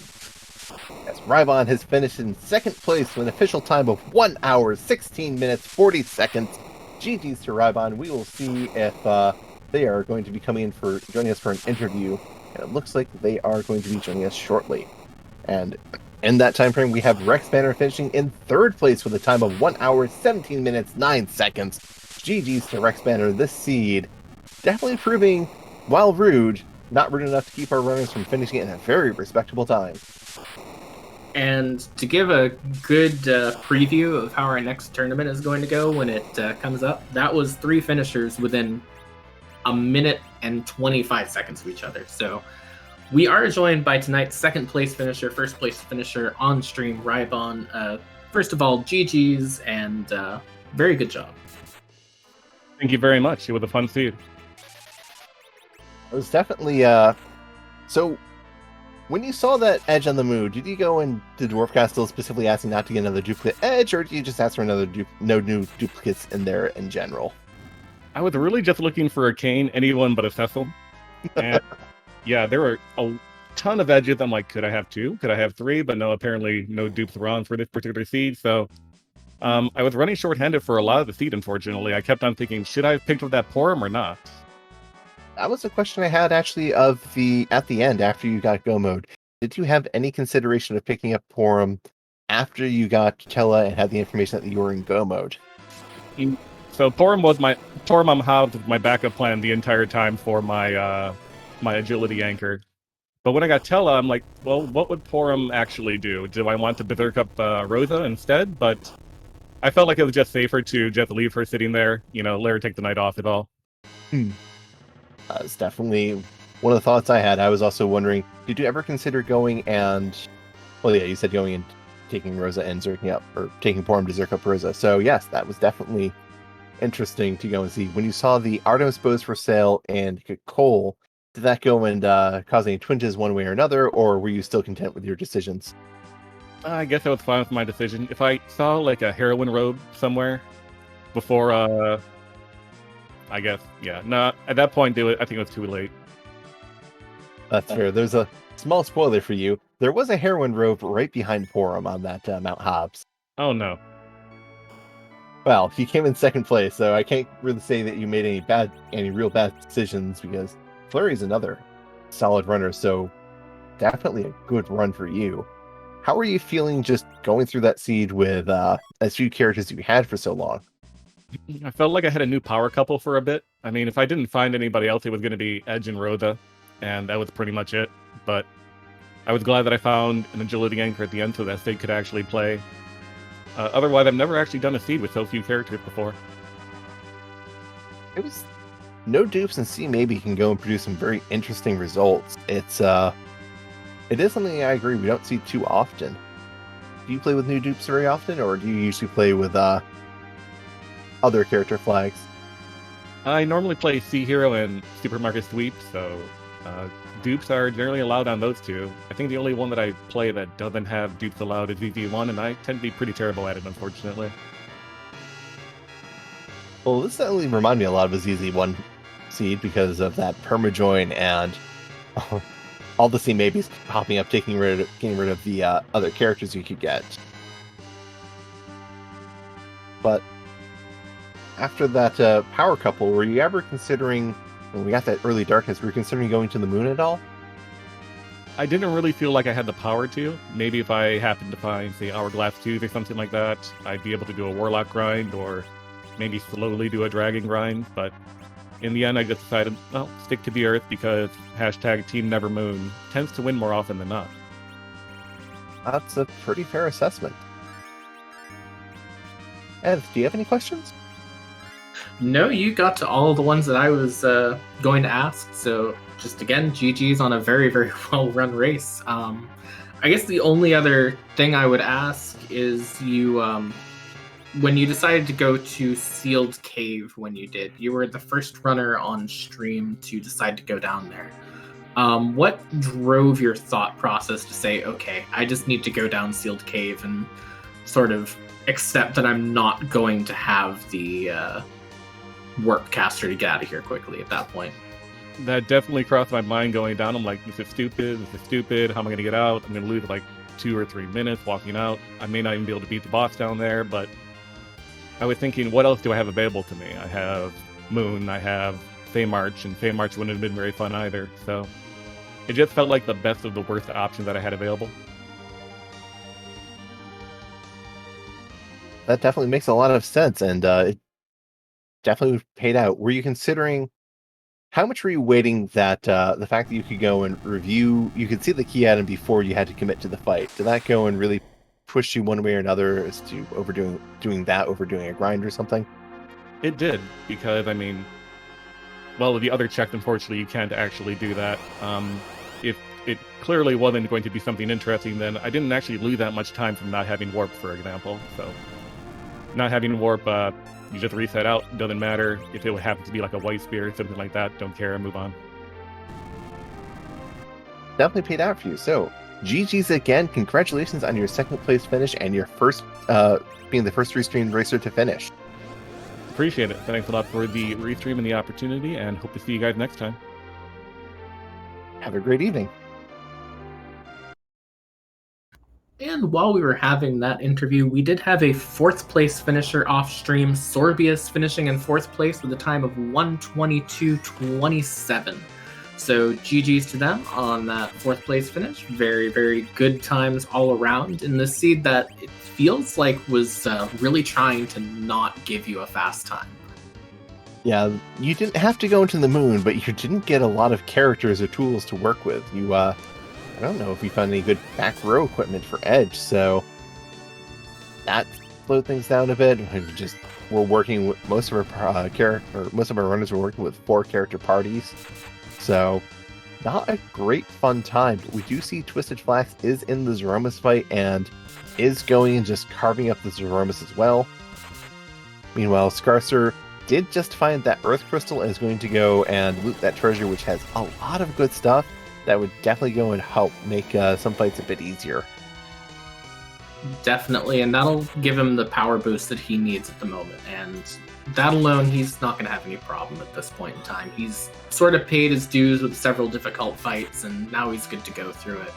I also want to point out that Flurry, our winner tonight in chat, saying that he went post-game to Eblin Castle. First trap chest was a crystal sword. But of course, any trap chest you don't check goes and has a crystal sword. That is something that's very hard to go and consider, because you don't want to do those trap chests until you have a Cecil, you know where a Cecil is. When you know where a Cecil is, you have to decide in the moment, do I want to give up having the real option of being relative agility 1, or do I want to have Cecil and take the chance that I go and get one of the good holy swords? I think Excalibur, it's a bit more of a debate, but I know for me personally, and I'll be the first to admit, I'm not very good at this game, so don't take this as advice, viewers at home. But the second I see that crystal sword, I'm saying, you know what? I don't care about the vanilla agility flag as much as I thought I did at the start here. Turns out, being able to do, like, say, 4,000 damage a swing consistently is a really good power, and even agility is, RA1 is nice. Crystal swords are usually better, I agree. That's one of the things I'm kind of wondering a little bit too.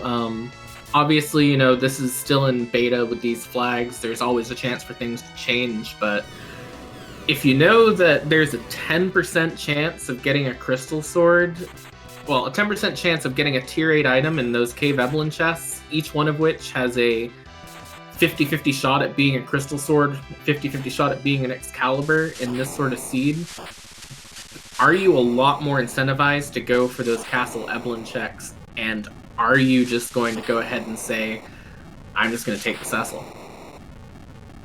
That's a good question, and one that I'll be curious to see if Twisted Flax has any answers for, because Twisted Flax has finished in 5th place with a time of 1 hour, 26 minutes, and 6 seconds. GG to Twisted Flax. Harump coming in just behind with a time of 1 hour, 26 seconds, and 26 minutes, and 39 seconds. So GG's to Harump as well. We will see if Twisted Flax is interested in joining us for an interview. Also, I need to correct myself on that. This is T Wildish, so those weights do not count the same because those are the Cheap Girl weights, and I was incorrect on saying that. Want to make sure I'm not spreading the wrong information here. It just means that's an even higher chance for that, though. But yes, I agree. It's a very interesting question. It's one of those things where you have good odds of going and getting something fun, and there is Twisted Flax joining us in the booth. GG's Twisted Flax on your run.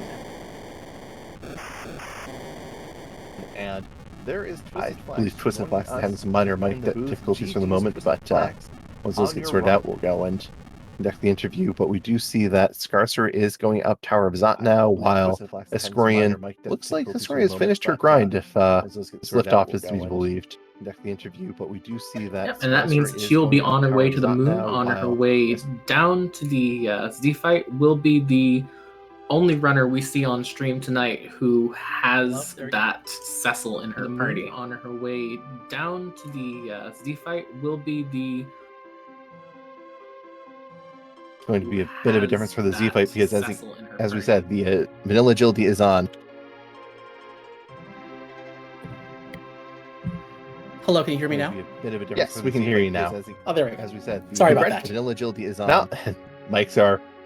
I've had to deal with a Windows update, and as I tried to go and do commentary, I discovered that we can hear you now. Discord's going and choosing completely random devices that I don't approve of. I've had to deal with a Windows update, and as I tried to go. But GG's on your 5th place finish. How are you feeling about that seed? Completely random devices I have not been able to play as much as I would have liked, and I'm feeling quite rusty. And I'm sure that came off in some of the plays I made. I feel like I made some elementary errors. First and foremost, not realizing how many objectives I needed to complete to get the crystal, which is kind of an important thing to remember. So, when I traded in the adamant and the legend sword to get the Excalibur, and I got the crystal, I realized I had go mode a long time ago. So, whoops. Preparations are helpful, but yes, that definitely I can see that being a little flustering. But otherwise, basically, Edge carried the seed for me really hard because I had a very hard time finding better characters with the C maybe and the perma-join flags on. It's always a risk that you're not going to find great party members, so I was very happy to have at least someone who can take me through the entire seed, and I was very happy that I had lots of Edge equipment to get me there. Yeah, that seed, the starting character looked amazing, and then Sid. Did you have any temptation not to take that Sid that you started with? Not really. You usually find a decent button for Sid, and between him and the Edge, you've got more than enough hit points to just clear out the overworld. But I didn't find anything good for Sid until maybe 2/3 way through the game when I finally found a rune axe. It was just arrows and a crossbow, I think was the best I could find on him. But no, really, I didn't have any issues taking the Sid. Then you found that Rosa from the package you're required to go through at least one cutscene for. Did you have any temptation to go and skip the Kaipo fight and just go with Porum, or was Rosa always joining this team? No, I was really considering when the cutscene was going on, if it was worth it to go through the second cutscene and get the Rosa. And I figured Porum's right on that edge right there where even if I didn't find a cursed ring, she would make a very good anchor. And I didn't really have another solid anchor, and like you said, given the C maybe flags and the C unique, you only have unique characters in your party. It was risky. I might not find a better anchor, so I figured I'd just go ahead, take the time, get the Rosa, and who knows, maybe I'll even find a cheeky D-Mist hiding there as well. But it didn't happen, but maybe that tipped the scales, Definitely makes a lot of sense. Rosa's definitely a very comfortable party member to go and take. Yes, absolutely. Definitely makes a lot of sense. And then after the fourth time you saw Edge in the seed, how Were you just specifically saying no duplicate edges, or did you go into Dwarf Castle asking for no duplicates in general? And then after the... I was just looking for a fifth party member. I was happy with a Young. I was happy with a Kane. Very happy with a Kane because I had spears out of my ears. I swear to goodness. But the only one I found a Cecil later, but I didn't want to go up ordeals. I didn't have any good equipment for him at the time. I found a Tella, but that was really going to help me because I already had my anchor settled. So, I just shrugged and four-manned the final fight. It seemed like it went pretty well for you, all things considered. Do you have any reservations going into it, or were you feeling pretty good with your levels? I overleveled a smidge more than usual just to make sure I had the power, because I was going to have basically 1.5 melee attackers for the final fight. I didn't have any sort of medio Big Bang combo platter to worry about. And, at the end of the day, I felt pretty comfortable going into it once I had the levels. Makes a lot of sense. And do you have any final questions for Twisted Flax? No, I think we covered pretty much everything that I actually had at this point in time. Just want to say again, GG's on your very good time, 5th place finish. Very well done Z fight with 4 characters, which not something you see on stream every day. So again, very well done. Very good time. Thank you, Ethan Baca for commentating, Leonhardt behind the scenes tracking, Oscar as always with previous streams.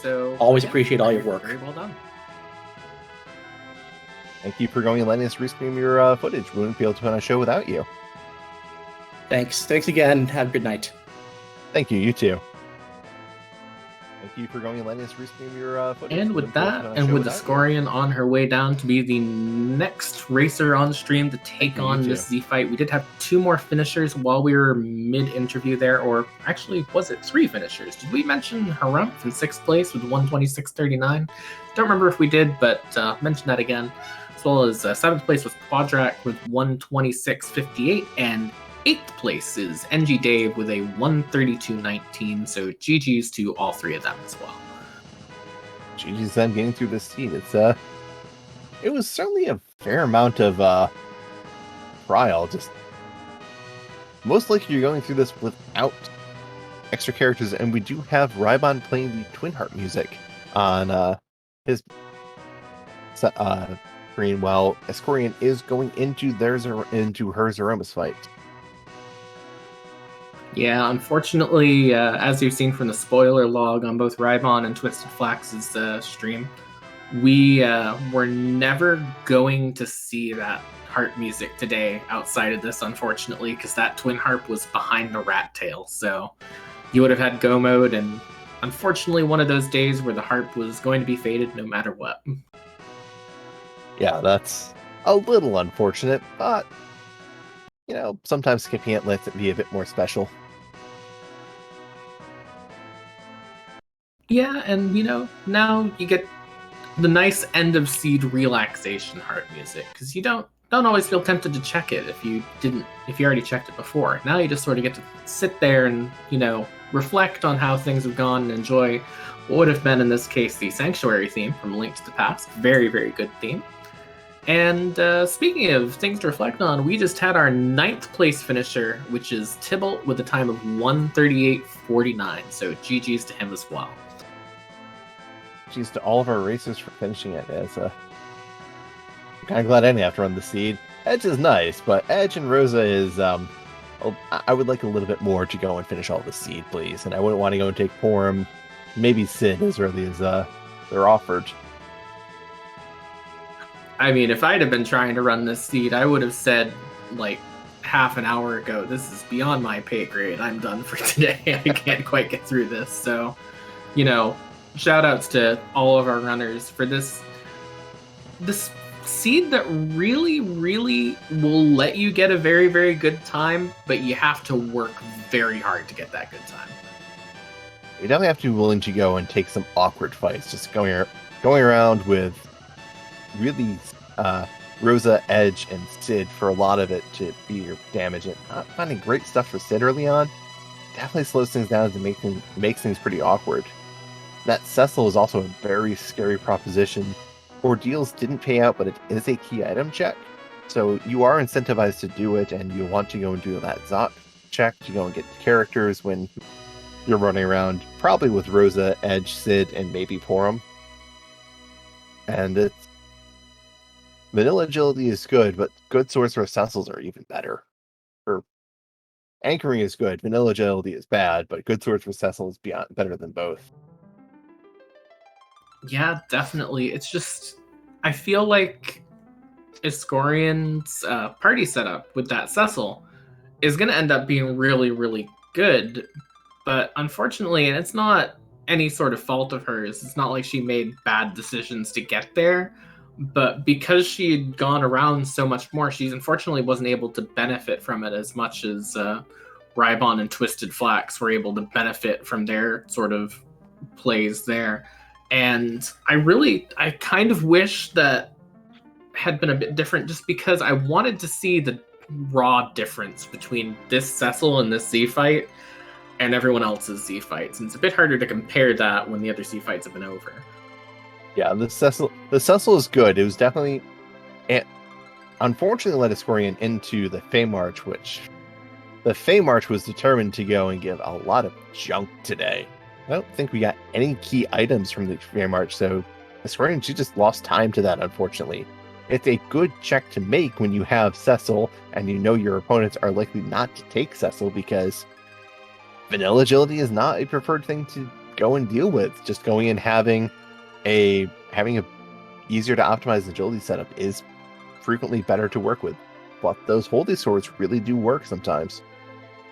Yeah, the only real benefit to that Fey March 4 ended up being the Avenger behind the CPU fight, which clawed back a good amount of the time that she has spent on that CPU fight, but that CPU fight was always going to be a bit of a slog. No matter which, permutation of the 6 characters that we know are in the seed you take to that CPU fight, chopping through 29,000 HP is always going to take a long time there.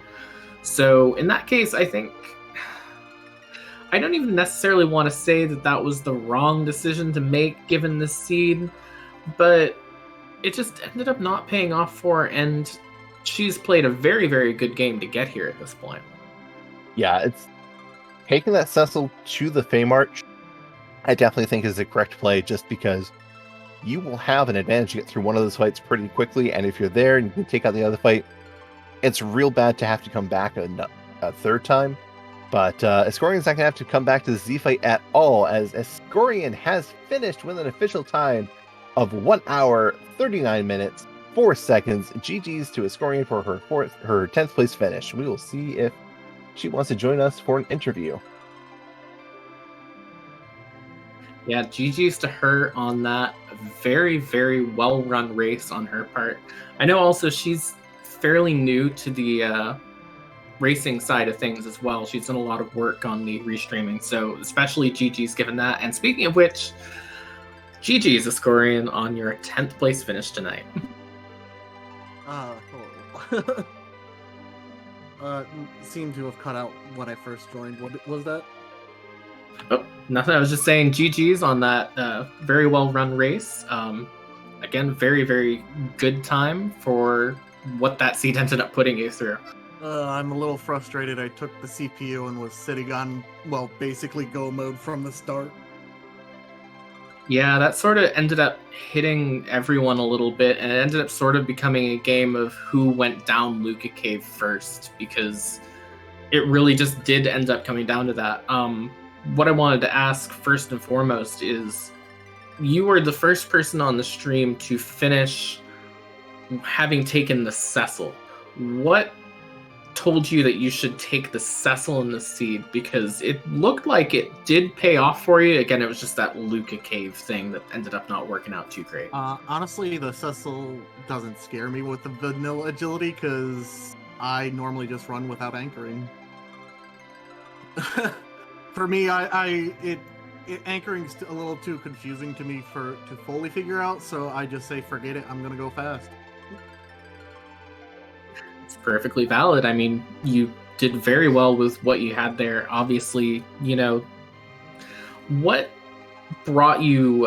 What were you thinking when you went down to that Fey March and those bosses ended up not quite paying off quite as much there? Because I mean, we were talking about it a little bit. We were thinking, that is the play that you do with the Cecil in that situation. It just didn't end up working there. Well, I went down there, saw the Yang and I saw the Cecil. I'm like, well, I've just got a free boss here. Let's hope something's here. And well, CPU, it's not going to kill me. It's just going to take a while. And I had to hope for it to pay off, and it didn't, unfortunately. Yeah, I mean, it's always a gamble in that sort of situation, and I think anyone in that situation is going to make the same move too. So going back to the Luca Cave, when did you sort of realize that Luca Cave was going to be necessary, and what was going through your head at that point in time? Well, as I was doing Tower early on, I knew I was going to be missing out because I didn't have the Tower key in the first place. And then I can't remember, that gave the Adamant, and I left, went to, I forget where Earth Crystal was. And when I got the Cecil, I instantly knew I was going for Fey March, or the Ordeals, then Fey March, and then after that, it was either Moon or Luca, and I actually had completely forgot I left Dwarf early. So, good thing it wasn't Dwarf Castle. Yeah, Dwarf Castle, not great in this seed when you're having your fourth duplicate character there and a whole lot of nothing for completing it. Baka, did you have any questions? I covered a lot of it. I just want to ask, when you were you ever considering that you were taking characters too quickly? As I don't believe you rejected any characters with Permajoin. Or were you just deciding, I'm going to take my party, I'm going to deal with it? I pretty much decided from the get-go when I saw it was maybe to take if they're good enough for the composition to take the character, because for some reason whenever I run a seed that has maybe on, it means I'm getting 5 characters. You lived up to that, because you did see a Sith character in the form of Tella, but with Cecil, I imagine you were terribly displeased about not taking Tella. No, I actually don't like Tella in any form. Even when people were doing the D-Machine grind back in Laliho League, I believe it was, I just said, no, I don't like Tella. Fair. Well, that goes and finished off my questions. But GG's again, it was a great race, and look forward to seeing you again in the future. GG's, and thank you for all the hard work, all 4 of you, Asuka, Baka, Commander, and Ent. Thank you. We definitely couldn't put on a show without you as well, so thank you for being restreamed.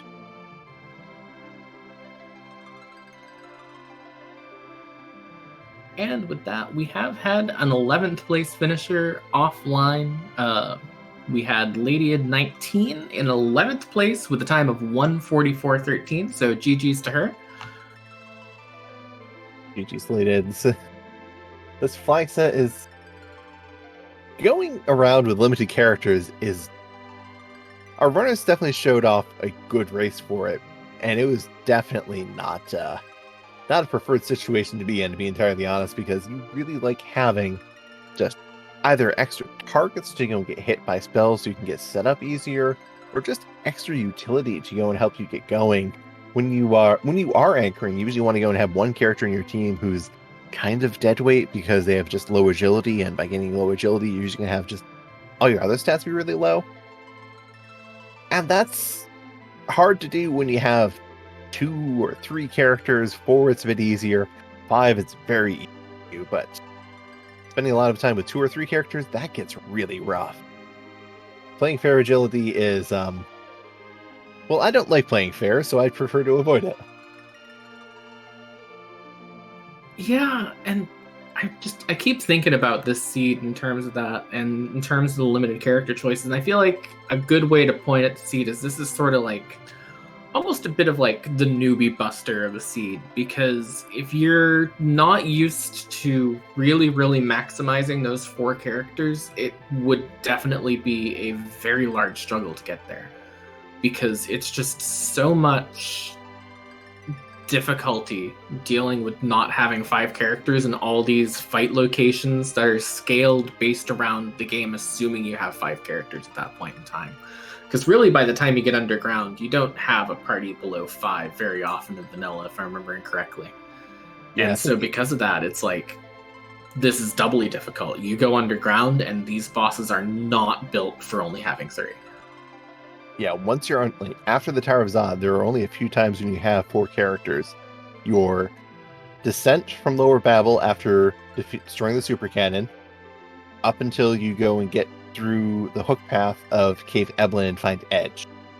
Then the only other time is when you're going from Sealed Cave up to Mysidia with no encounters to the moon and walking to the Lunar Palace through the Lunar Path. Those are the only 2 times after the Tower of Zod, the first third of the game. You do go and briefly get 5 characters early on and then lose them, but early on you go from 3 to 5 to 1 to 3 to 4 character parties. And then you go and spend a lot of time with 5, and yeah, you just not having all those characters acting really goes and can be a struggle. Because, do you berserk your Edge early on in the event that Rosa goes down? You want your damage, but if Rosa goes down, you have no other characters you can change. Nothing in that fight. It's just a rough time no matter what way you look at it. There's no way that you can look at the seed and find a way to just make it easier on yourself. And I think a lot of the seeds in this game, like in this randomizer, sort of lend themselves to, it will eventually get better if you can get over that hill. And in this particular seed, it's one of those rare ones where, nope, over that hill is a slightly taller hill. Good luck. Yeah, you're constantly going in. Again, there's, permajoin is a very hard flag to deal with as well, because you have to go make the decision of, do I add this character to my party or not? And not being able to get rid of characters, not being able to go and trade out or trade up is really awkward. So sometimes you say no to Sid, and it unfortunately did not work out for Skartser just because there wasn't an easily available Cecil that a lot of people were going to be interested in taking. So not having Sid ended up being slower. Skartser is now going into Baron Castle and is going to go be getting Tella as a party member, or is going to be offered Tella, but I don't know if Skartser is going to be interested because Skartser has vanilla agility. I might just go into the Zeromus fight with Porum, Edge, Rosa, Cecil. I think he probably will take the Tella, and the only reason why I think that is because I think back to that Orf Castle, where the first time he was in there, we weren't entirely sure if he'd taken the Porum because he just wanted another, sort of body in the party at that point, or if he was just sort of doing that. But then I believe he reset and did that again and still took the Porum. So I think at this point in time, he's kind of just thinking, I don't have a choice. I'm going to take whatever characters the game throws at me. And I think in that case, he's going to end up taking the Tella, just because at that point, he's just taking any 5th character. And he'll find out that if he wants a 5-character party in this seed, once he gets through this, he definitely will have wanted to take the Tella, because this is it. This is the end. Yeah. Rybon had the option of a 5-character party in the form of going and picking up Porum after Rybon was in Grow mode, and he could go to Hobbs and do that fight, but opted against it. Twisted Flax did go and have a 5-character party with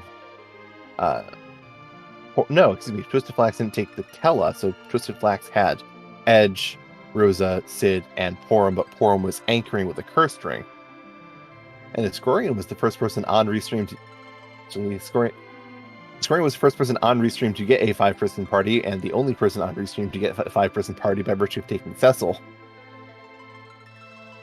It's just very interesting how divergent the party makeups have been, because none of our restreamed racers have had the same party. They've had at least one character divergence.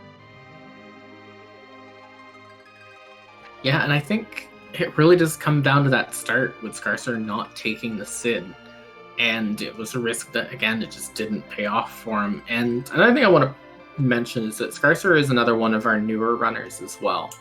And again, this seed, like I was saying before, is really deeply unfriendly to new players if you're not practiced in these small party 4-character sort of strats.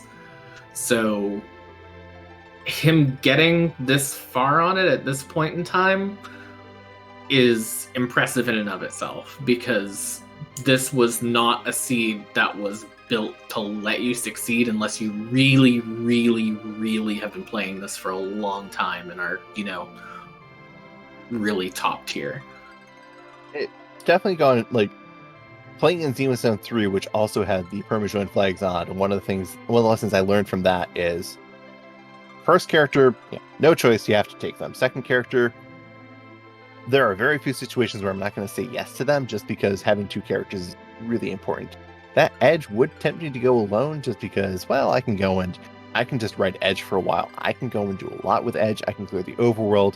I can find a bunch of characters and make a party that I like a bit better. And, Sid's only so good of a character, to be entirely honest. He's slow, and if I have to deal with vanilla agility, I don't really want him.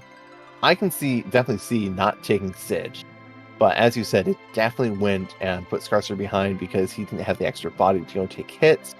He just didn't find any characters either. That is the rudest part of all of this. Found 4 duplicate characters of the 9 spots we checked. Maybe is a cruel, cruel flag sometime, and that was not very kind to our runners today. And the C buy just meant that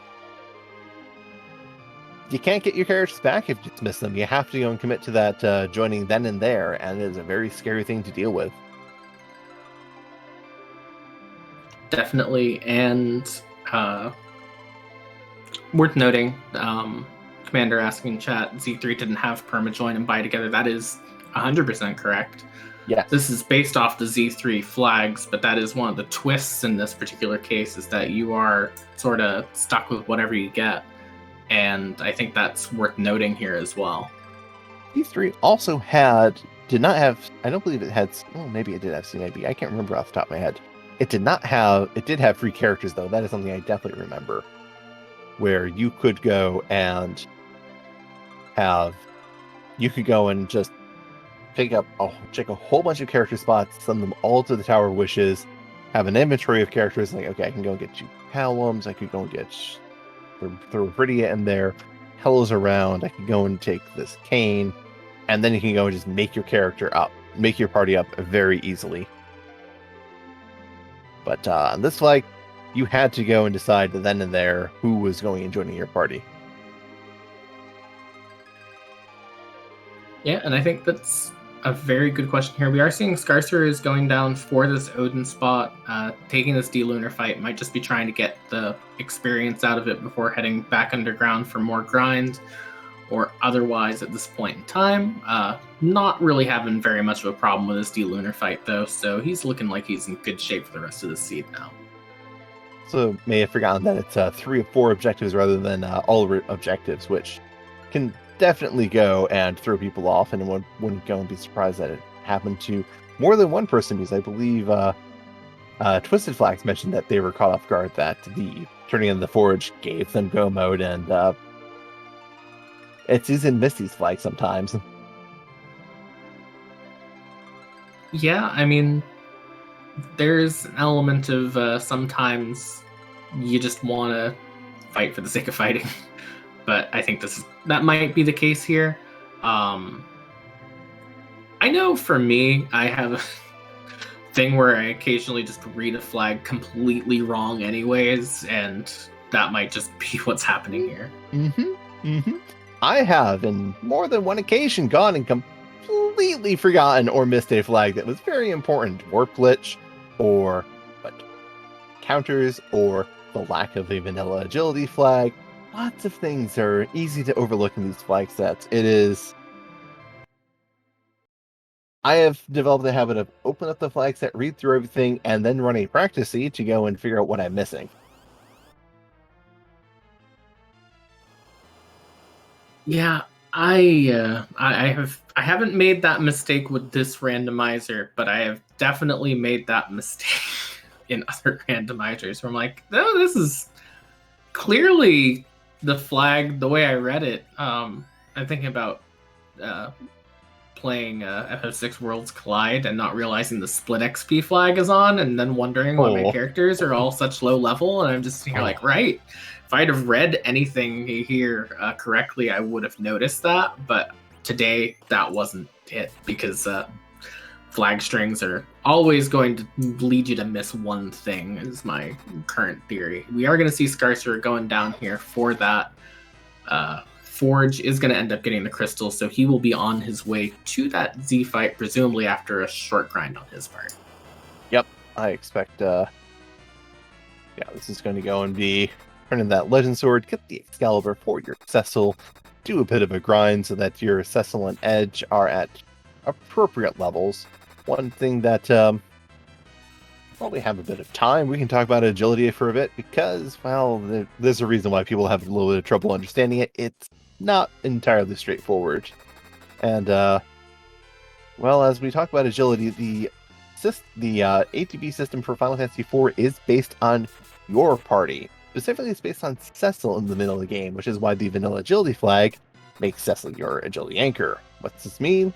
Well, in the vanilla game, when Cecil's in your party, all the ATB calculations looks at his agility and says, okay, that's what I'm going to base on. It's going to take 5 ATB ticks for Cecil to get a turn. Everyone else is going to be adjusted based on how much faster or slower than they are.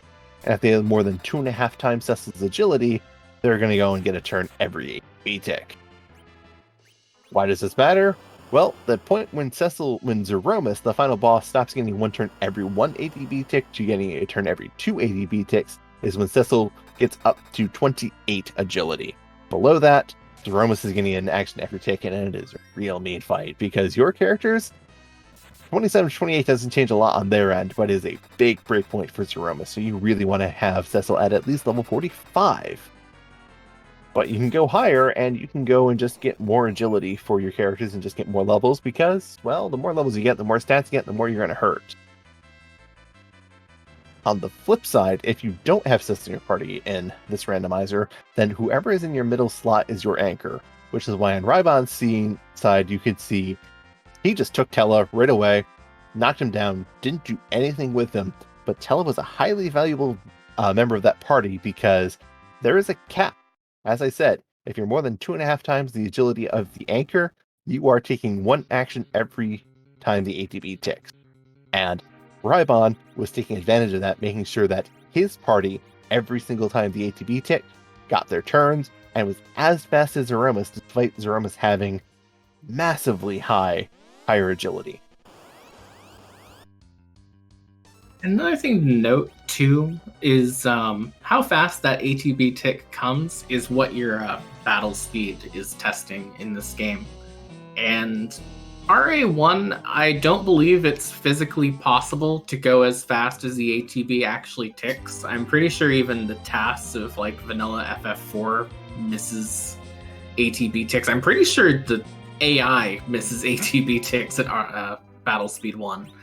So if you ever are playing this game, playing Free Enterprise, and everything's going at lightning speed, it's probably not just your agility, and that's why you'll often see people turn the battle speed down for like the Z fight and like that, and more difficult fights if they think they're going to need that little bit of extra breathing room. Yes, there is one exception to how I believe the number is 8 to 9 frames, not seconds or milliseconds.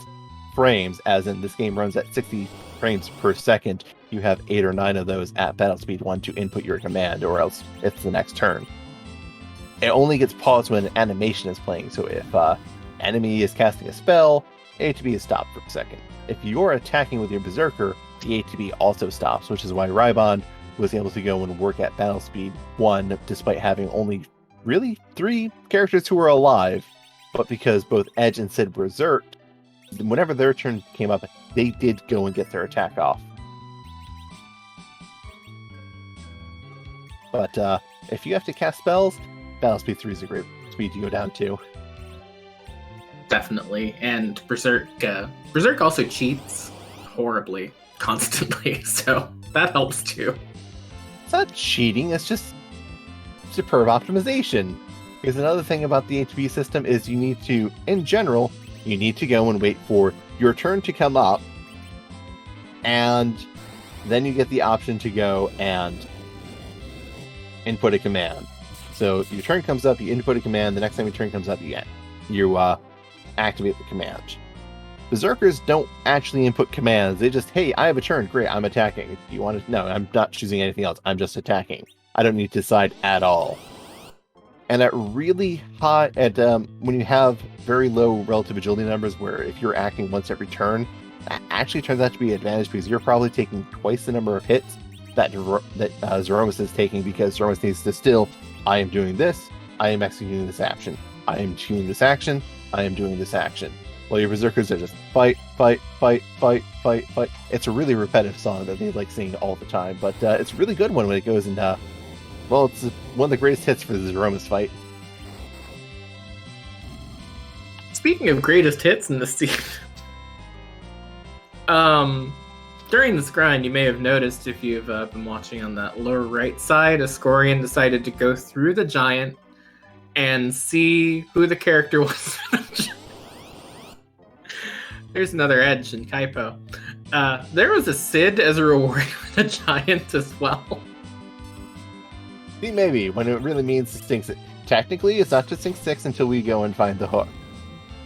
Granted, we saw in the spoiler log the hook is on Demas, so no hints as to where Demas is. Probably on the moon. Can't be on the hook route. I think it has to be on the moon at this point in time, because it can't be behind Twin Harp, because Twin Harp is at Rat Tail. So it has to be on the moon. Did we check Waterfall? I don't think checked Waterfall or Mist. Well, we did check Mist Cave. Mist Cave got checked, I remember, but Waterfall I don't. But you're probably right. The Demas is probably on the moon. Alternatively, wait, no. The Twin Harp is from turning in Rat Tail, so Demas isn't not on the moon, or Demas cannot be at Twin Harp or on the hook path.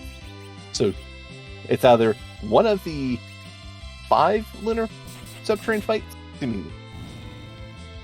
Yeah, 5 fights. There's the Murasame, Masamune, White Spear, Ribbon Room, and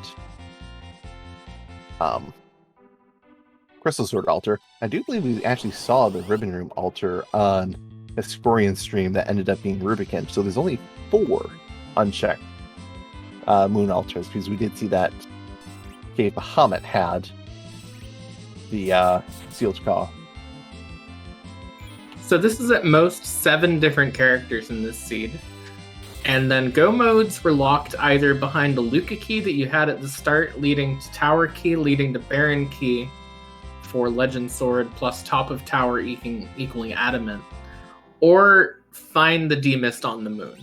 And then find the Rat Tail, which I do not remember where it was in the spoiler log whatsoever. I think it probably has to be behind the Twin Harp if D-Mist is Hook. That seems like the only logical thing, or Pan. So yeah, this seed is not nice. Oh, I do remember that the Rat Tail, I believe, was at the Masamune altar. Maybe it was at Murasame.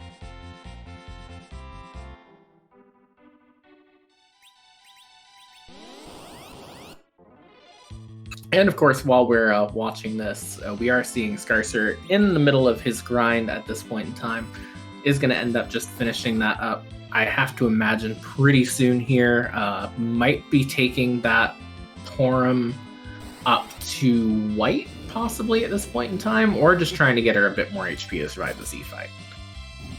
Porum is definitely going to go and have a hard time surviving the Z fight because, well, as I said, Porum gets Cure 4 at level 48, and at that point has 1500 HP. 100 HP is not very much in the Zeromus fight.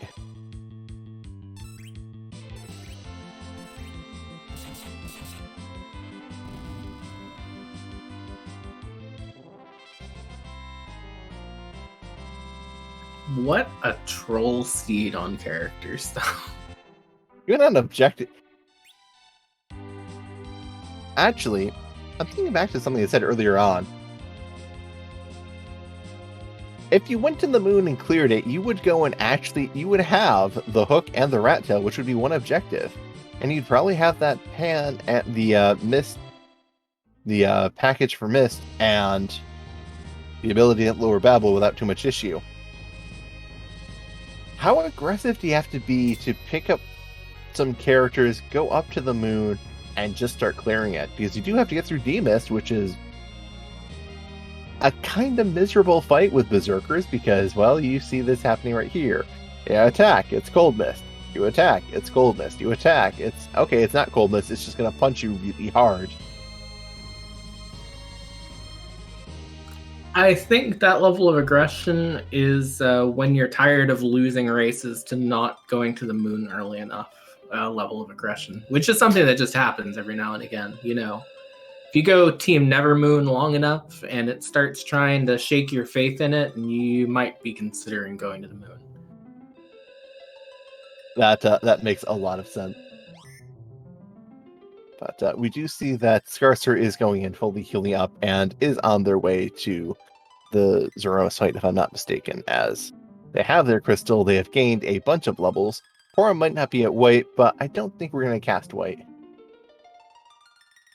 think we're going to go and cast Excalibur and Berserk. Yeah, definitely. And then Berserk that edge. I think he's got one Masamune at this point in time, just from the treasury. I'm not sure what other weapon edge might have on. I think he has one of the Artemis bows too if he wants to Berserk one of the white mages. He's in real good shape to get through this fight. Just a matter of getting there at this point. And choosing to go and open up some trap chests on the moon. Might be going looking to get a bit more experience, I'm guessing. I think Scarcer did run out of Siren, so may just be trying to get the last bit of experience to get Porum up to Cure 4, or to, not Cure 4, she has that already, but up to white. Holy. Yeah, and I think these lunar subterrane chests are a bit more appealing, at very least on like the new T-Pro treasure curves with this beta build, where they're going to have a 20% chance of being a sword for Cecil if the adamant flag isn't on. That's going to be very tempting.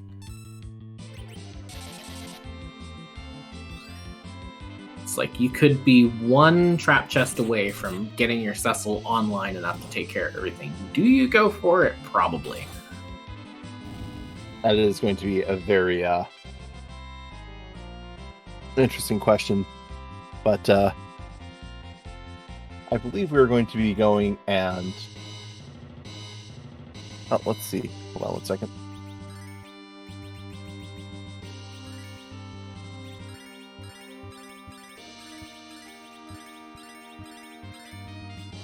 Okay, we are going to be going and raiding Scarcer as they finish this race, as we, I